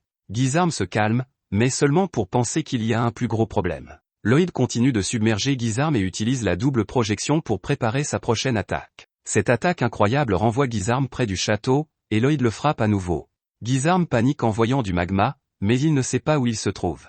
Tomber dans le magma serait vraiment mauvais pour lui, alors il utilise sa ligne de vue pour l'éviter, mais Lloyd lance une nouvelle attaque puissante. À ce moment-là, Lloyd se rappelle qu'il a toujours été obsédé par la magie, que ce soit dans sa vie actuelle ou dans sa vie passée. Il a toujours été curieux de savoir qui se cachait derrière les sorts qu'il créait, et il en va de même pour Jade. Gizarm souffre beaucoup et Lloyd déclare que ce combat n'a pas été amusant pour lui. Gizarm semble à court d'idées et Lloyd déclare qu'il est temps d'en finir avec lui. Gizarm révèle qu'il y a une grande chose qui sépare les démons des seigneurs démons, et c'est la capacité de contrôler librement le mana atmosphérique. Il concentre tout le mana de la zone et forme une attaque capable de réduire tout ce qui existe à l'état de néant, la sphère noire mortelle. Gizarm déclenche cette attaque d'une puissance terrifiante, mais Lloyd la fait disparaître facilement. Gizarm cherche désespérément sa sphère noire, et Lloyd lui explique simplement qu'il l'a effacée en la frappant avec une technique similaire. Gizarm refuse de croire que Lloyd est capable d'une telle chose, mais ce dernier lui montre qu'il s'agit du Void. Cette technique peut projeter sa cible dans une autre dimension, la réduisant en poussière. Il s'agit d'un sort qu'il a appris il y a longtemps et dont il vient de se rendre compte qu'il est identique à la sphère sombre de Gizarm. Lloyd s'est d'abord amusé avec et s'est demandé ce qui se passerait si deux d'entre elles entraient en collision. Sa curiosité l'a poussé à la tester en fabriquant deux. Gizarm perd la tête en voyant à quel point c'est insensé, car il faut une quantité de mana inouïe pour en créer une seule. Lloyd était impatient de voir ce qui se passerait lorsqu'ils entreraient en collision, mais les vides se sont neutralisés. Sa déception n'a d'égal que celle qu'il ressent aujourd'hui dans ce combat contre Gizarm. Gizarm est rempli de rage, mais il l'écoute à peine. Gizarm s'apprête à l'attaquer, mais lorsqu'il touche Lloyd, il est submergé par la peur. Même Grim, qui pensait avoir compris le pouvoir de Lloyd, se rend compte qu'il n'a rien compris. Aux yeux de Lloyd, Gizarm n'a plus qu'une seule utilité, celle de découvrir ce qui se passera s'il est touché par le néant. Gizarm ressent alors une immense terreur lorsque Lloyd lui assène son attaque. Non loin de là, Sylpha attaque les démons dans la vapeur, mais elle remarque qu'il se déplace lentement. Il y a aussi une douce odeur, et Ren semble lui dire de ne pas respirer trop profondément. C'est le poison de Ren, et elle fait de son mieux pour ne pas frapper ses amis. Albert pense que le combat se déroulerait mieux si le soleil se levait, et il se rend compte que le soleil aurait déjà dû se lever. Il pense que c'est peut-être la vapeur, mais ils se rendent vite compte que des nuages noirs couvrent le ciel. Gizarm hurle à l'agonie, car les dégâts sont trop importants pour qu'il puisse se régénérer, et son loup d'ombre ne fonctionne pas non plus. Gizarm est attiré par l'attaque de Lloyd, il décide donc d'abandonner le corps de Jade. Mais comme il ne peut échapper au vide, Gizarm se fait passer pour le vrai Jade. Il dit que le vide l'a sorti de son corps et supplie Lloyd d'arrêter l'attaque. Il demande aux autres assassins d'attaquer Lloyd à sa place, mais Lloyd est plus malin et écrase Gizarm. Grim se met à sangloter tandis que l'esprit de Jade demeure un instant et disparaît peu après. Ren regarde le ciel et se souvient que Jade leur avait raconté une rumeur sur le 7e prince. Les journaux disaient qu'il y avait eu un accident de feu d'artifice le jour de sa naissance, mais les rumeurs disaient qu'il s'agissait peut-être d'un sort magique jeté par le 7e prince au moment de sa naissance. Les autres assassins n'y croyaient pas, mais Jade pensait que si les rumeurs étaient vraies, alors un prodige comme le 7e prince pourrait les tirer de leur malédiction. Tout le monde a discuté amicalement et le grand garçon a proposé de servir le 7e prince pour le reste de sa vie s'il pouvait les sauver. Ren sanglote sans retenue en se rappelant que Jade voulait qu'ils vivent librement ensemble. Après la bataille, Lloyd installe une tombe pour Jade, mais Grim lui fait remarquer qu'elle est très éloignée de celle des autres. Lloyd explique que le néant consume tout et qu'il n'y avait pas de corps à enterrer pour Jade, et qu'il s'agit donc plutôt d'un mémorial. Grim est impressionné par le fait que Lloyd ait pu atterrir sur le néant, qui se déplace si lentement. Lloyd explique alors qu'il n'a pu le faire que parce qu'il a déchiffré le loup d'ombre de Gizarm. Il a créé un sort pour détecter chaque fois qu'il est utilisé et l'a associé à ses réflexes pour qu'il puisse esquiver et poursuivre automatiquement. Grim n'arrive pas à croire que Lloyd ait déchiffré un sort aussi complexe au cours d'une bataille acharnée, mais Lloyd admet que c'était très imprudent. Gizarm était incroyablement puissant, et Lloyd a eu de la chance car le sort pour loup d'ombre lui a été clairement expliqué. En effet, à la toute fin, Jade a réussi à transcrire un sort complet pour loup d'ombre, et il l'a laissé derrière lui. Sachant que quelqu'un relèverait le défi de trouver un moyen d'en venir à bout. Lloyd déclare que ce n'est pas lui qui a gagné ce combat, mais Jade. Ren l'écoute tout près, et ses paroles la rendent émotive. Elle veut faire savoir à Lloyd combien elle lui est reconnaissante, mais Albert arrive pour lui parler. Lloyd essaie de cacher l'identité de la tombe, mais Albert sait déjà que c'est celle du chef de la guilde des assassins. Lloyd comprend alors que les assassins ont dû inventer une histoire pour protéger son secret. Albert sait toujours que Lloyd a vaincu un démon tout seul, et il est fier de la force et de la gentillesse de son petit frère. Malheureusement, la vie est compliquée et la guilde des assassins doit être mise en détention. Ren subira le même sort dès qu'elle sera retrouvée. Les assassins ont fait de bien vilaines choses dans le passé, et maintenant ils viennent d'enlever un prince et de le forcer à faire la guerre. Ils ont cependant juré de se racheter en servant Lloyd jusqu'à la fin de leur jour. Ils sont tellement déterminés à faire les choses bien qu'Albert ne pense pas qu'il faille les retenir. À ce moment-là, tout le monde est choqué lorsqu'Albert pose son épée sur Lloyd et lui dit à quel point la situation est grave. Il dit que ce ne sera pas comme avoir un animal de compagnie. Si les assassins deviennent ses serviteurs et qu'ils commettent un acte terrible, Lloyd en sera tenu pour responsable. Les assassins craignent que Lloyd ne veuille pas d'eux, mais Lloyd décide qu'il en assumera l'entière responsabilité.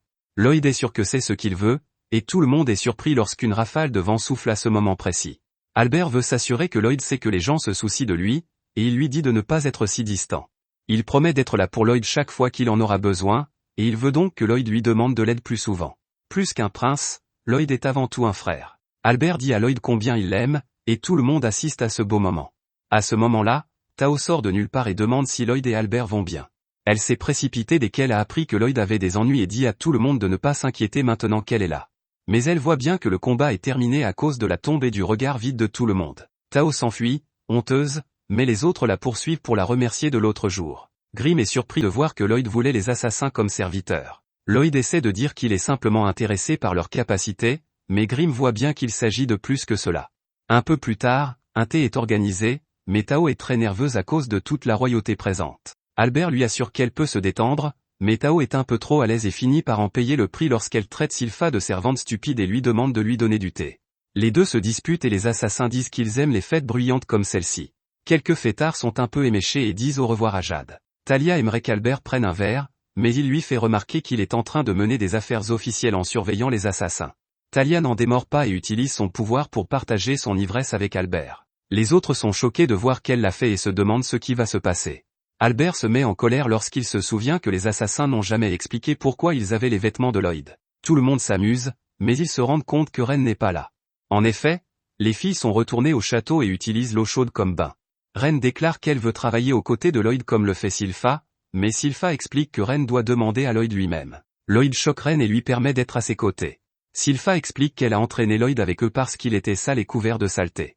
Elle empêche Lloyd de s'enfuir, et Ren se demande si elle peut vraiment être avec Lloyd. Elle a blessé beaucoup de gens dans le passé et elle est toxique. Ren est choquée lorsque Lloyd lui dit carrément qu'elle a beaucoup de choses à améliorer et qu'elle devrait commencer à s'améliorer en cessant de se considérer comme un être maléfique. Il lui explique que si elle parvient à comprendre ses capacités, elle pourra peut-être devenir pharmacienne et fabriquer des médicaments.